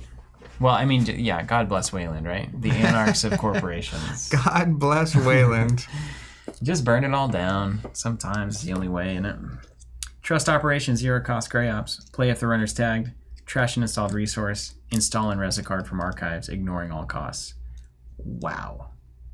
Because you're trashing your stuff, and there it is, and now you bring it back. Yep. Apparently, boom. 3 clicks. And it does damage somehow. Okay, yeah. Maybe we'll see it. 3 clicks, that's way more fair. Or maybe that's the end. That's it. We've done our official first Netrunner unboxing since probably... When did we stop doing those? 2015? 2016? I think the last time we played Netrunner was 2018. We played it last year, right? We I played think the System Gateway. we played the System Gateway a while back. Yeah. The last time we played the Android version. Yeah. We also did the CCG at some point. Yeah. Old school. No, that was cool. Yeah, I think it was like, man, that's fun. That was a great thing. So I'm gonna tell you, I mean, all of these cards, I don't know where to put all these. All the hardware. Whoa. Weird. Hey, how do you? I guess I'll just. And look, we've got the wizard back here that Spags made for me. The Wiz. Remember that? Oh yeah, 3-dimensional. Look at that. Pull that in there. You didn't know that was back there, did you? I see it a lot. I mean, I was talking to the audience, not you specifically. It was the Royal. It's like 3. It's really cool. Each layer is cut out, so it's like on a different plane. Scott. Yeah, so that was fun. I will say all of those cards get me more excited to play Netrunner than less excited. I agree. Unlike the Mumbad cycle and everything that came after it. Ooh. We need sound effects. It's 418. Anybody who watching this absolutely agrees with me on that. On a Thursday. Yeah. How's it if you're watching this now and or if it's the future, and you're watching, leave a comment. It's inevitably must be in the future. I'm curious. Are you playing with the Nisei? Tell us everything. Cards, and how do you feel about them? How's the general vibe in the community? I know the World Championship's coming up. People are excited about that. If it's 10 years from now, did someone bring this back? Are we all happy about it? Can they print cards yet officially and have us run a subscription for it? Is that a thing we can do yet? It's a complicated situation. Can we unpack it on stream? Wayne, just joined the stream 10 minutes ago. For someone who hasn't played Netrunner in about 7 years, where do you start? New core with this. So there's a system gateway. They have a great answer. I like it. They have a great answer. It's so easy to start playing, and it's great out of the box. We've played this a lot. We don't even need anything else. Yeah, but that expansion looks great too. But we'll get Midnight Sun. We'll skip all the rest. We'll just get Midnight Sun right into System Gateway. Yeah. Is there anything else in between that they put out? Do you know? Yeah, tons. Really? I didn't know that. There's like 2 full cycles of cards. Really? Yeah. Wow. I think they've gotten better though. Not that they were necessarily bad, but I think they've definitely gotten better. Ryan says he only owns Nisei, started this year, really enjoying the game. Wade says only played Nisei. Wade says I bought everything from Nisei so far, but haven't gotten the new ones. Just did. Like just now, literally. Listic saying I'm playing Nisei only too. It's been amazing. Laurie says the Ashes cycle. Apparently is what was out. Matt Kamusi here saying Nisei Startup brought me back into the game and it's amazing. I'm part of the New York City scene and it's thriving. Yeah. That's really good to know. Define thriving. I'm curious what that looks like. Robin saying me and my wife started playing during the pandemic and we still play Startup regularly. Super cool. Lori Plan effectively saying Midnight Sun is kind of the best thing that Nisei's done so far. Michael's saying you'll be glad to know Mumbad rotated. With this set, I think Mumbad got a bad rap though. It has some awesome cards. It had some fine cards. It also just took the metagame into the darkest moment. It was the least Netrunner that I had seen by a long shot. It was exploring new territory. It was not good, man. It took a lot of the things that make Netrunner good and removed them. But that's just my opinion. I think a lot of people agree. Obviously. I mean, anyone who gives an opinion, it's just their opinion, right? I mean, it kind of goes without clarification. But Mark S., did you see this? Picked up System Gateway at UK Games Expo. Nice. Spoke to the people at the Nisei booth. They said they had lots of people who had never played Netrunner before. System Gateway is great. And then Kato asking about New York City Netrunner. So we've got a connection happening right here. Boom, boom, boom. We are talking to them, Moon Man. We are in conversation with Nisei all the time. Dan's in our Discord constantly. We actually thought about making a Netrunner channel because the classic games channel just will not stop talking about Netrunner. Yep. And it's not a classic game. It's a modern re-envisioning of the classic. David asking if we've kept up with Damon Stone. I have not. He was getting out of the industry last I knew. He was. Yeah, he moved to Cali. He was swing dancing still. I know that. His significant other was starting a very different kind of, like a different business. Mm-hmm. Yeah. I would love to catch up with him. From at least one other source, where'd that go? It disappeared. CT 2001, this release really feels like Netrunner getting back to its roots. Fantastic design, simple and straightforward, just great cards. It's awesome. The most complex thing about Midnight Sun is the names. Yeah. And everything else is like just which is streamlined cool. good. Like other cultures happening, you can tell. Yeah. Yeah, they definitely, I would say, of what I've seen, even compared to the System Gateway stuff we were playing, the cards here feel more like the cards felt back in the day. The best cards. Yeah, just even the style of the art and the way it looks and feels like there's definitely a different, when we first picked this up, some of the cards hit that same button, but some of them definitely feel different. I can't imagine your art budget is terribly exciting, especially up front. But this was like, whatever's going on over there, keep going. And you see the micro themes of harmonic ice, power counter manipulation, trashing cards, very specific identities, doing very specific things, particularly on the corpse side. always love to see that. You have a good point to aim, or you have a good 60% of your deck that you can kind of say, okay, I'm doing Harmonic Ice. This is like the package I'm bringing in. Then I have that 40% to wiggle around in the meta, which is always a great thing. Michael, can we agree it's a modern classic? Yeah, absolutely. Yeah, absolutely. All right, everybody. Well, thank you so much for joining us. This is a blast and a pleasure and a privilege to still be on here doing this all the way from 2015 to now, I guess. Well, 2012. It was 2012 video? Oh my gosh. That was a decade ago. This December is the 10-year anniversary of our first Netrunner unboxing. Wow. Cool. Yeah. Well, great job all around to Nisei crew. We appreciate you continuing the efforts there. These cards, again, looked fantastic. And you can hop on our Discord. I'm sure Netrunner's got their own Discord as well. But we do have some conversations swirling about Netrunner at all times. And just generally great commentary about all sorts of things all the time. Yeah. And that correct me if I'm wrong, but I'm going to guess that on the screen, that link is looking weird. Does it look weird to you, Bryce? On the live stream? Yeah, like you see how it's... Okay, it's good. It works. Okay, cool. It was freaking out on our monitor, so it looks okay. Great. Yeah. Cheers, everybody. Thank you so much for being here. And we will, of course, see you next time. Take care.